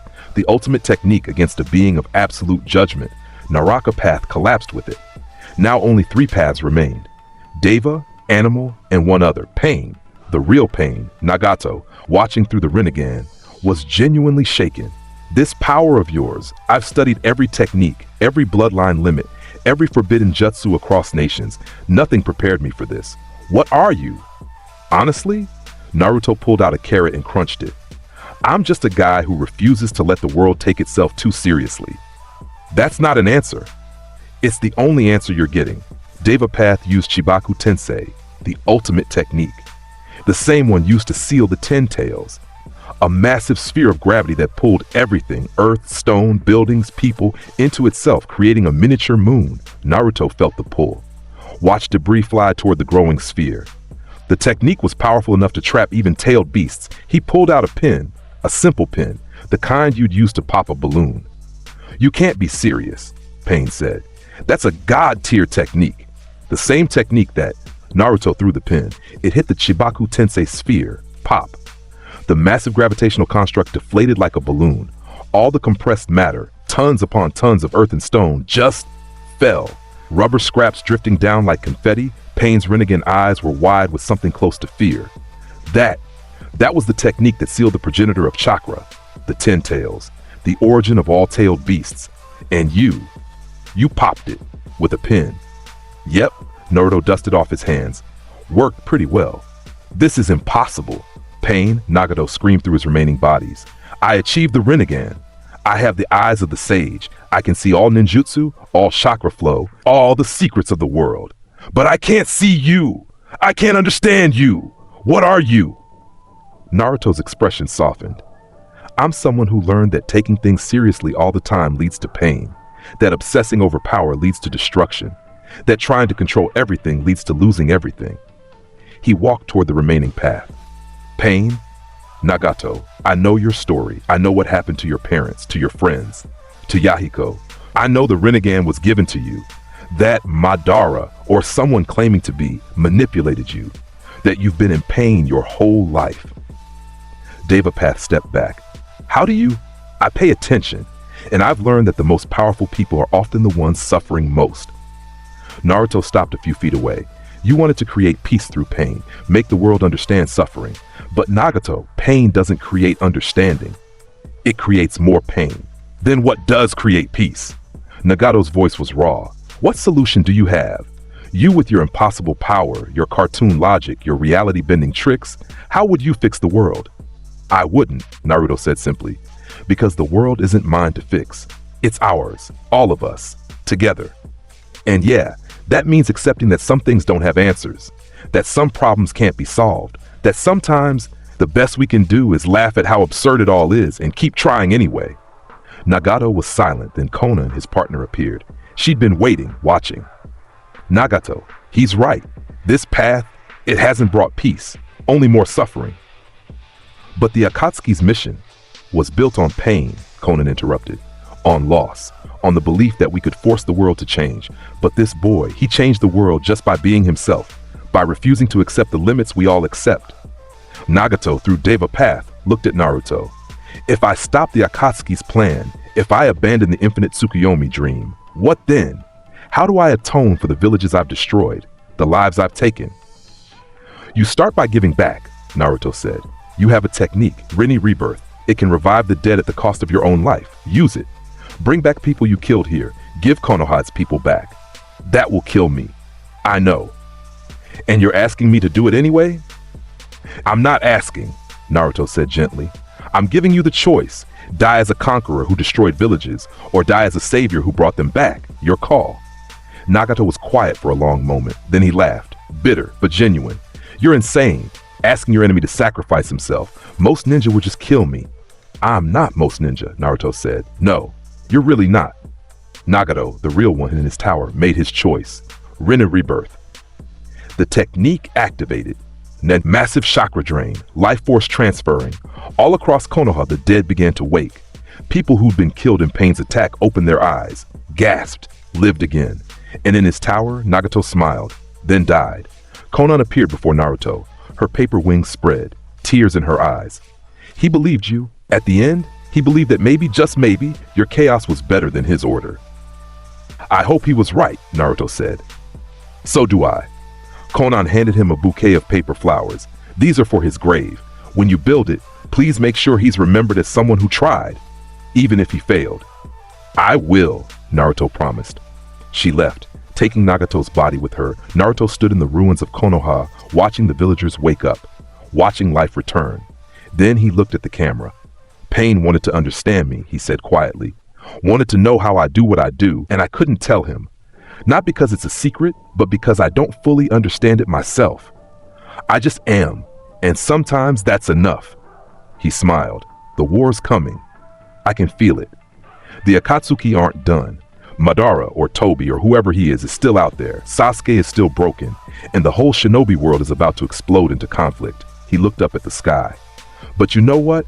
I'm ready. Because if there's one thing cartoon logic has taught me, it's that no matter how bad things get, no matter how impossible the situation, there's always a way to turn it into a punchline. And sometimes, that's the greatest power of all. The scene faded. The 5 Kage summit was called in the Land of Iron, neutral territory. All 5 Kage meeting to discuss the Akatsuki threat, the recent attacks, and the growing instability. Naruto wasn't invited, but that didn't stop him. He arrived at the summit building just as Sasuke made his dramatic entrance. The Uchiha had crashed the meeting, demanded to speak to the Hokage. When denied, he'd started attacking. Naruto found him in a corridor, facing down samurai and ninja alike. Sasuke, Naruto called out. The Uchiha spun. His eyes, Mangekyo Sharingan now, bleeding from overuse, locked onto Naruto. You, of course you'd show up. Heard you were causing trouble. Thought I'd check in. Check in? Sasuke laughed. It was a broken sound. You want to check in? After I just learned the truth about Itachi, about how the village, your village, ordered him to massacre our clan?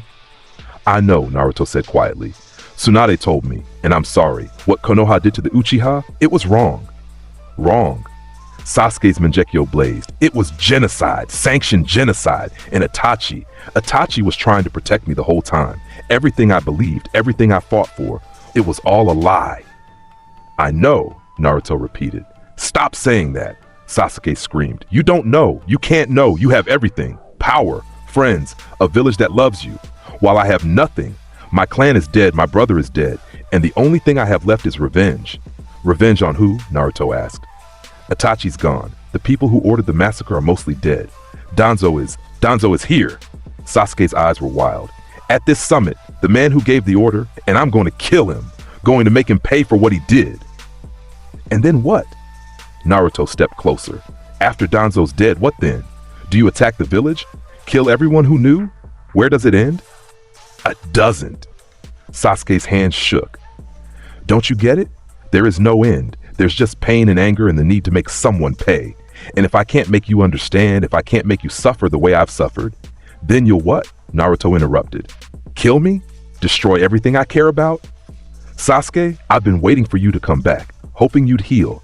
But you're not healing. You're rotting from the inside and I can't save you from that. I don't want to be saved. Then what do you want? Sasuke was silent. His Mangekyo spun. Blood tears ran down his face. I want to not feel this anymore, this rage, this pain, this constant burning need for revenge, but I can't stop. Every time I close my eyes, I see them. My clan, my brother, all dead. And it hurts, Naruto. It hurts so much I can't breathe. Naruto's expression softened. Then let me help. Come back to the village. We'll find a way to... There is no way. Sasuke shook his head. You still don't get it? Your power, whatever it is, it doesn't fix broken things. It just makes people laugh. But I'm not funny, Naruto. I'm broken beyond repair. You're not? I am! Sasuke's voice cracked completely. I've killed Danzo. Right before you got here, drove Chidori through his chest. And you know what? It didn't help. The pain is still there. The anger is still there. Killing him changed nothing. He stumbled backward. I'm going to destroy everything. The 5 Kage, the villages, the system that created this suffering. And if you try to stop me, I will stop you, Naruto said. Voice gentle but firm. Sasuke, you're my friend, my brother, and I'm not letting you destroy yourself like this. You can't stop me. The Mangekyo Sharingan means nothing against cartoon logic, Naruto finished. We both know that. You've seen it. Hell, you've experienced it. The Sharingan, the Mangekyo, even the eternal Mangekyo you're planning to get from Itachi's eyes, none of it will let you beat me. Sasuke's face twisted with rage and despair. Then I'll just have to kill everyone you love. If I can't beat you, I'll make you suffer. Naruto sighed, looked at the camera. This is the part where I'd normally do something funny. Pull out an anvil, erase his sword, make him look ridiculous. But that won't help here, because this isn't about power. It's about pain, and pain doesn't have a punchline. He turned back to Sasuke. I'm not fighting you here. Not like this. You want to attack the Kage? Go ahead. You want to destroy yourself? I can't stop you. But Sasuke, when you're done, when you've run out of people to hate and things to destroy, I'll still be here, waiting for you to come home. Sasuke stared at him, Mangekyo spinning, blood dripping. Why? Why do you keep believing in me? Because someone has to, Naruto said simply. And because despite everything, despite the anger, the pain, the revenge, you're still my friend, and I don't give up on my friends. Sasuke's composure broke. For just a moment, the hardened killer facade cracked, and underneath was a traumatized boy who'd lost everything. Then he pulled himself together. Next time we meet, we'll be enemies, for real this time. If that's what you need, Naruto said. Sasuke used the body flicker, vanished. Naruto stood alone in the corridor. That went well, he said to no one. Then looked at the camera. He'll be back, eventually. Maybe, hopefully. He rubbed his face. Man, this is exhausting. The summit concluded with new alliances. The 5 great nations agreed to work together against the Akatsuki threat, and in the shadows, Obito, the masked man claiming to be Madara, smiled. Perfect, he said. Everything is going according to plan. The 4th Great Ninja War began 6 months later. Obito had declared war on the allied shinobi forces. His goal, capture the remaining tailed beasts, the 8 tails and 9 tails, revive the 10 tails, activate the infinite Tsukuyomi, and trap the world in eternal genjutsu. It was insane, ambitious, and unfortunately, entirely possible. The allied forces numbered in the tens of thousands. Ninja from all 5 great villages working together for the first time in history. And opposing them, an army of 100,000 white Zetsu clones in the Edo Tensei, resurrected legendary ninja under Kabuto's control. The first battle was chaos. White Zetsu poured across the battlefield like a flood. The allied forces met them head-on. Jutsu flew, weapons clashed, people died. Naruto arrived at the front lines just as the first wave hit. Naruto! A Chunin shouted. Thank God we need. Naruto pulled out a giant eraser, the Acme eraser. The one he'd used on summons, on organs, on barriers. He started erasing white Zetsu, not killing them, erasing them, like they were pencil sketches. One sweep of the eraser and a dozen Zetsu simply ceased to exist. A Zetsu screamed before being rubbed out of reality. Editing tool, Naruto said cheerfully. Very efficient. He erased hundreds, thousands. The white Zetsu army started to panic. Fall back. The 9 tails Jinchuriki has a reality eraser. How do you fight a reality eraser? You can't. Retreat. They fled. The entire western front of white Zetsu just ran away. From one genin with a pink eraser, Kabuto, watching through his Edo Tensei link, was baffled. What? What is he doing? That eraser shouldn't exist. It's not a weapon. It's not a jutsu. It's just an eraser. But it's working. He sent in the Edo Tensei, legendary ninja, resurrected. Under his control, they attacked in waves. Masters of taijutsu, ninjutsu, genjutsu, each one a powerhouse in their own right. Naruto fought them off with a baseball bat, just a regular baseball bat. Wooden. Nothing special about it, except that when Naruto swung it, it connected with impossible force. Crack. An Edo Tensei Jonin went flying into the sky, disappearing with a twinkle. Crack. Another one launched like a home run ball. This is absurd. One of the resurrected ninjas shouted, "We're legendary shinobi. We shouldn't be losing to a child with a baseball bat." "And yet," Naruto said, winding up for another swing, "here we are." Crack, Kabuto pulled back the Edo Tensei. This wasn't working. Standard combat wasn't working. He needed a different approach. He summoned the previous Kage, the second Mizukage, the third Raikage, the fourth Kazekage, powerful beyond measure, each one capable of facing an army alone. They engaged Naruto. The third Raikage used his lightning release armor, became nearly invincible. His attacks could pierce through anything. He punched at Naruto. Naruto's body turned into a cartoon lightning rod. The attack grounded harmlessly. "That's not how lightning rods work on people," the Raikage shouted. "This one does," Naruto said. His body returned to normal. The second Mizukage used his hydrification technique, turned into water. Became impossible to hit physically. Naruto pulled out a straw and drank him, slurp. The Mizukage's water form got sucked into the straw, into Naruto's mouth. Naruto's cheeks bulged. Then he spat the Mizukage out like a water gun. Splash! The second Mizukage reformed, dripping wet and furious. "Did you just drink me?" "You were water," Naruto said reasonably. "I was thirsty." Seemed logical. That's not logical at all. The fourth Kazekage used gold dust techniques, massive waves of metallic sand that should have crushed Naruto. Naruto pulled out a giant magnet, clang. All the gold dust stuck to the magnet. Just stuck there, completely neutralized. "Gold isn't magnetic," the Kazekage protested. "This gold is," Naruto said, "very magnetic, must be a high iron content." The Edo Tensei Kage looked at each other.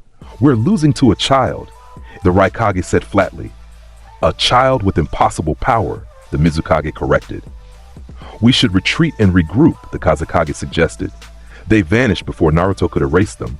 Kabuto, watching from his cave, was hyperventilating. "This can't be happening. This can't be happening. I've resurrected the strongest ninja in history. I've created an army of 100,000, and one boy is dismantling everything with cartoon props." He made a decision. Released the ultimate Edo Tensei, Madara Uchiha. Madara appeared on the battlefield like a force of nature, the legendary Uchiha, co-founder of Konoha, the ninja who'd fought Hashirama Senju to a standstill. He stood alone against the allied shinobi forces and smiled. "Finally," he said, "a real battle. Where is Naruto Uzumaki? I've heard interesting things." Naruto appeared beside him. "You rang?" Madara's Sharingan activated. Studied Naruto. Saw? Nothing. No chakra flow that made sense. Just a boy in orange. "So you're the anomaly," Madara said. "The one even the Rinnegan couldn't predict." "That's me," Naruto gave a cheerful wave. "Let's test that." Madara summoned Perfect Susanoo. The massive chakra construct rose from the ground. Blue-purple samurai armor the size of a mountain. Swords that could split continents. The ultimate defense and offense. It was magnificent. Terrifying. Absolute power made manifest. Naruto pulled out a can of paint and a brush. He painted a mustache on the Susanoo. The massive chakra construct now had a curly, cartoonish mustache. Looked absolutely ridiculous. "Did you just deface my Susanoo?" Madara's voice echoed from inside the construct. "It needed personality," Naruto said, stepping back to admire his work. "Very intimidating before. Now it's intimidating and stylish." You dare." Madara's rage was building. The Susanoo raised its sword. "I'll destroy you." The blade came down. It could split mountains. Naruto held up one finger. "Wait." The blade stopped inches from his head. "Why did that work?" Naruto wondered aloud. "I just said wait and it stopped." "Because I chose to stop," Madara shouted. "I want to understand what you are before I kill you." "Oh, well, that's considerate." "It's not considerate, it's strategic." Madara tried again, this time using Limbo, invisible clones from another dimension. They could attack without being seen. Only those with Rinnegan or Six Paths power could detect them. The Limbo clones struck at Naruto from 4 directions. Naruto pulled out a blacklight flashlight. He turned it on. The Limbo clones became visible, glowing under the UV light. "Found him," Naruto said cheerfully. "How can you see Limbo?" Madara was losing his composure. "Only Rinnegan can detect Limbo. You don't have Rinnegan." "Blacklight," Naruto explained, waving the flashlight, "makes invisible things visible. Very useful at raves too." Madara tried every technique in his arsenal. Meteors summoned from space. Naruto pulled out an umbrella. They bounced off. Fire release that could evaporate lakes. Naruto pulled out a fire extinguisher, sprayed it down. Wood release. stolen from Hashirama's cells. Naruto pulled out a chainsaw, carved it into a duck sculpture. A duck? Madara stared at the wood duck. You turned my wood release into a duck? It's a nice duck, Naruto said. Very artistic. Madara descended from his Susanoo, stood face to face with Naruto. His Sharingan spun wildly. What are you? I've fought the god of shinobi. I've mastered every jutsu. I've achieved immortality through Edo Tensei. And you're beating me with paint and umbrellas. Yeah, Naruto said. Crazy, right? This is impossible. You keep saying that. Because it is. Madara's hands moved in seals. Fine, if conventional techniques won't work, I'll use the infinite Tsukuyomi on you directly. Trap you in eternal genjutsu. See how your cartoon logic handles that. His Sharingan evolved, became the Rinne Sharingan, the Eye of the 10 Tails, the ultimate genjutsu. The moon above turned red. The pattern of the Rinne Sharingan reflected in it. Everyone on the battlefield fell, trapped in the infinite Tsukuyomi, wrapped in the god tree's roots, living their perfect dream, everyone except Naruto. He stood there, hands in his pockets, looking up at the moon. Huh? He said. Pretty. What? Madara's voice cracked. The infinite Tsukuyomi is absolute. It traps everyone. How are you still standing? Naruto pulled out sunglasses, put them on. UV protection. Very important for eye health. Sunglasses? You're resisting the ultimate genjutsu with sunglasses? Well, they're really good sunglasses, Naruto said.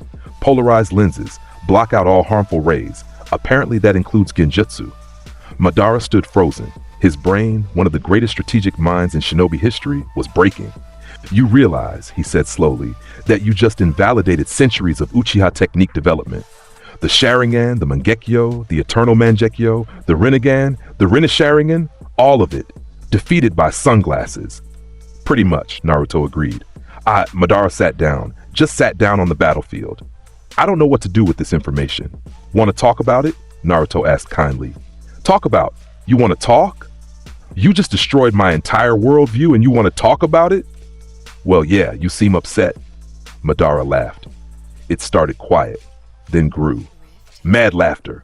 Upset? Upset. I'm broken. My entire plan, unite the world through the infinite Tsukuyomi, create eternal peace through eternal dreams, and it's stopped by a child in sunglasses. What's the point? Maybe there isn't one, Naruto said. He sat down beside Madara. Maybe the point is that there is no point, that the universe doesn't owe us logic or fairness or plans that work. And maybe that's okay. How is that okay? Because it means we're free, Naruto said. Free to make our own meaning, to laugh at how absurd it all is, to keep going even when nothing makes sense. Madara was quiet. Then Black Zetsu appeared from the shadows. Madara, you're wasting time. The infinite Tsukuyomi is active. The plan proceeds.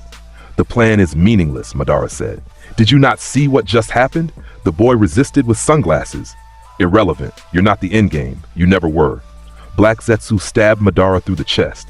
You were always just a pawn for her resurrection. Madara's eyes widened. What are you? I am the will of Kaguya Otsutsuki, Black Zetsu hissed. Mother of chakra, origin of all, and you, Madara Uchiha, were merely the vessel to bring her back. Madara's body began to change, expand, transform. No, he whispered. I was supposed to be the savior. You were the sacrifice, Black Zetsu said coldly. Madara's body erupted. Chakra exploded outward, and from the transformation emerged something ancient. Kaguya Otsutsuki, the rabbit goddess. She was beautiful and terrible. White hair, Byakugan eyes, horns like a demon. The power of dimensions in her grasp. She looked down at Naruto, and for the first time in millennia, Kaguya Otsutsuki felt something close to confusion.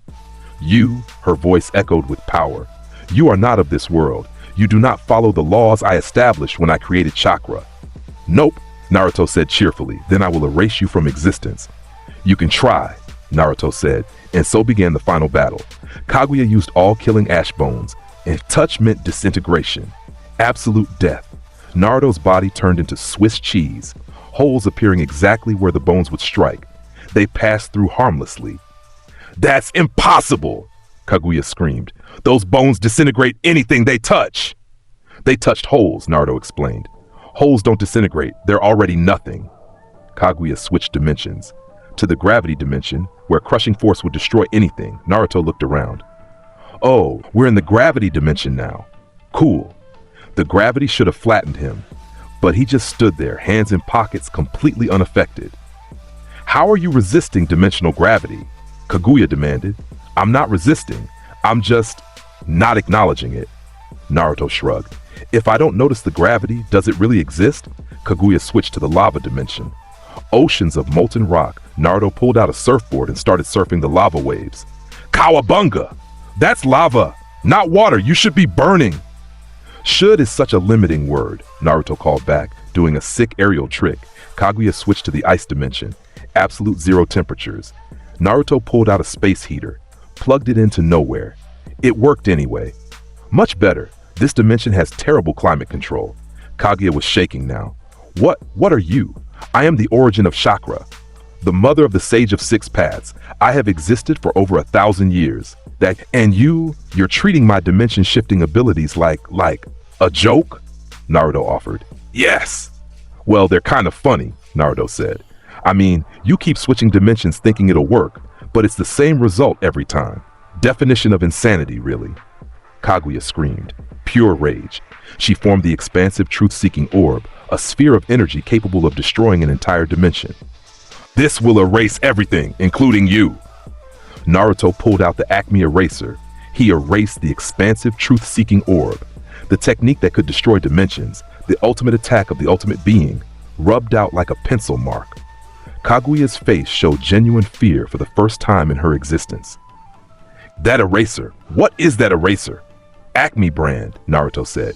"Very reliable, 5-star reviews online." "There is no online in this era." "Isn't there?" Naruto winked at the camera. Kaguya tried to absorb him, used her dimensional portal hands to consume everything.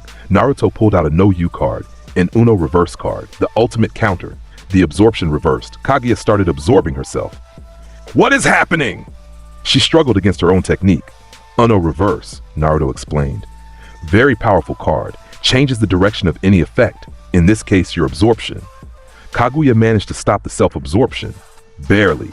She was panting now. The mother of chakra, the goddess, reduced to confusion and fear.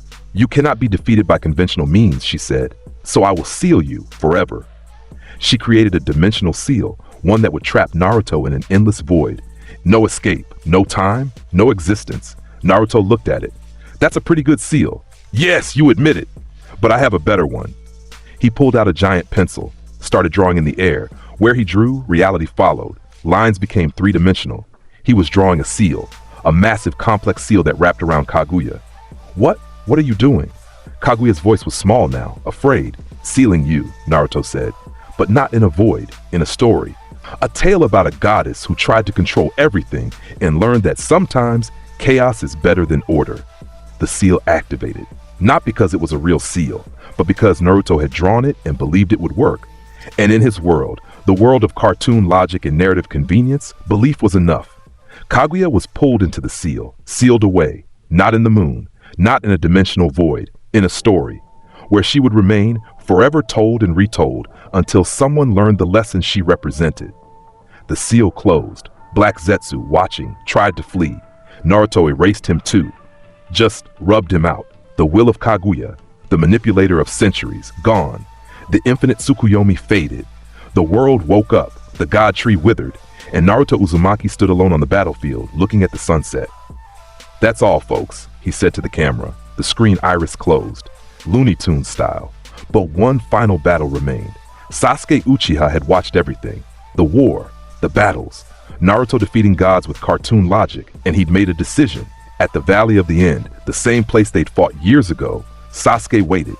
He'd stolen Itachi's eyes, achieved the eternal Mangekyo Sharingan, absorbed the tailed beast's chakra, achieved the Rinnegan. He was peak Uchiha power.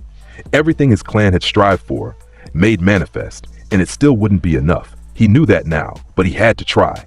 Naruto arrived as the sun set. "Sasuke," he said quietly. "Naruto." Sasuke's Rinnegan glowed. "One last fight, to settle everything, to see if I can finally understand." "Understand what?" "Why I was never enough. Why no matter how hard I trained, how strong I became, how many techniques I mastered, you were always ahead, always beyond reach, always impossible." "Sasuke, don't." Sasuke raised a hand. "I've accepted it. The Sharingan can't copy you. The Rinnegan can't predict you. The tailed beast's power can't match you. So this fight isn't about winning. It's about closure. Then let's make it count, Naruto said. Sasuke used Indra's arrow, the ultimate lightning technique, all the tailed beast's chakra combined with perfect Susanoo and the Rinnegan's power. A technique capable of destroying countries. Naruto pulled out a lightning rod, the size of a skyscraper, crack. The lightning grounded harmlessly into the earth. Sasuke used Chibaku Tensei, multiple ones, planetary devastation spheres forming around Naruto. Naruto pulled out pins, one for each sphere. Pop, pop, pop, pop. They all deflated. Sasuke was crying now. Not from pain, from frustration, from acceptance. You see, this is what I mean. Every technique, every strategy, every ounce of power I've gained, and you counter it with pins and lightning rods. Sasuke, this doesn't. I know it doesn't matter, Sasuke screamed. I know I can't win, but I have to do this. I have to fight until I can't fight anymore, until I've exhausted every possibility, until I can finally accept that I was never meant to beat you. They fought through the night. Sasuke tried every technique, every combination, every desperate strategy. Naruto countered with increasingly absurd cartoon props, a banana peel that made Sasuke slip, a portable hole that he fell through, an Acme rocket that he accidentally rode into the sky. As dawn broke, they both stood in the ruined valley, exhausted. Not from physical strain, Naruto wasn't tired at all, and Sasuke's eternal Mangekyo was still active, but from emotional exhaustion. I can't do this anymore, Sasuke said quietly. I can't keep fighting something I'll never understand, can never beat, can never even match. He fell to his knees. The Rinnegan faded. The eternal Mangekyo dimmed. So I surrender, not because you forced me, but because I choose to. Because I'm tired of being angry, tired of chasing power, tired of defining myself by what I can't achieve. Naruto knelt beside him. Sasuke, you were never supposed to beat me. Because this power of mine, it's not about strength.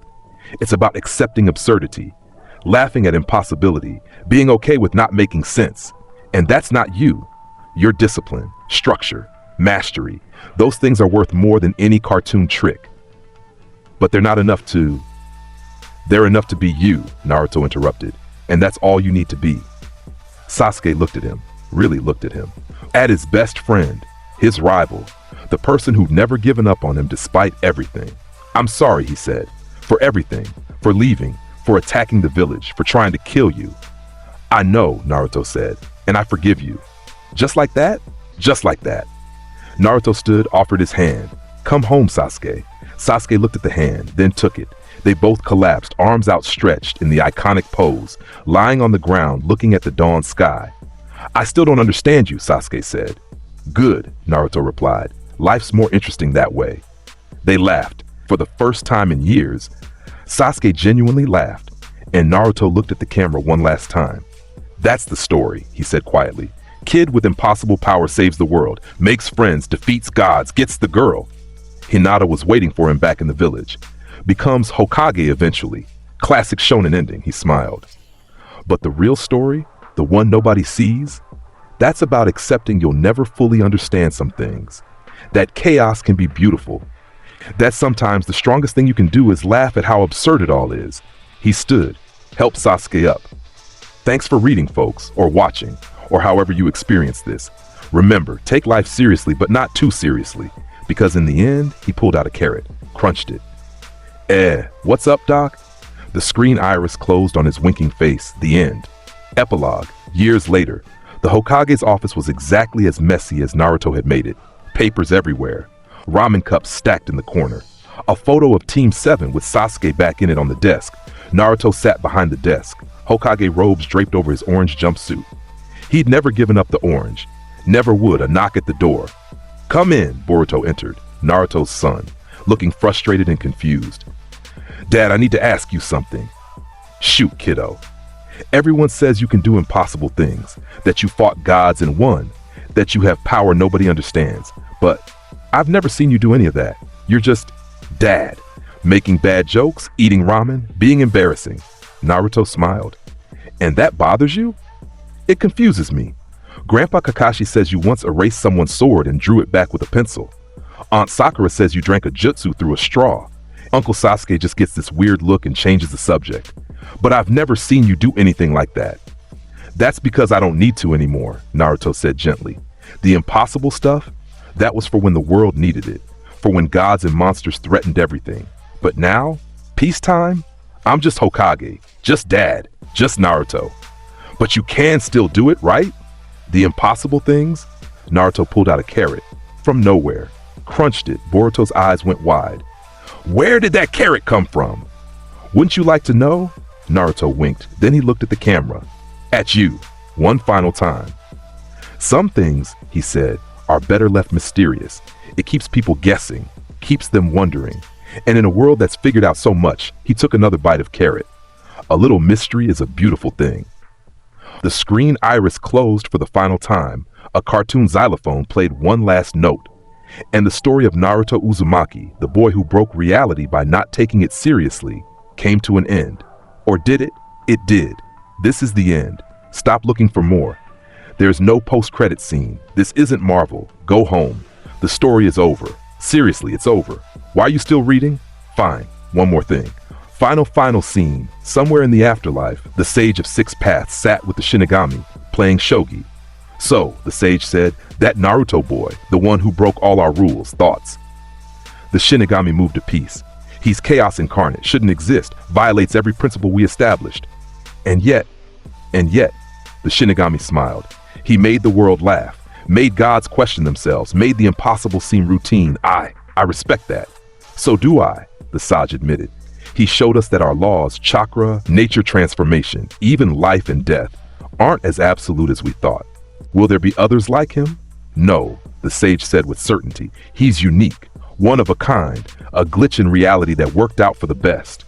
They played in comfortable silence. Then the Shinigami asked, do you think he knows what he really is?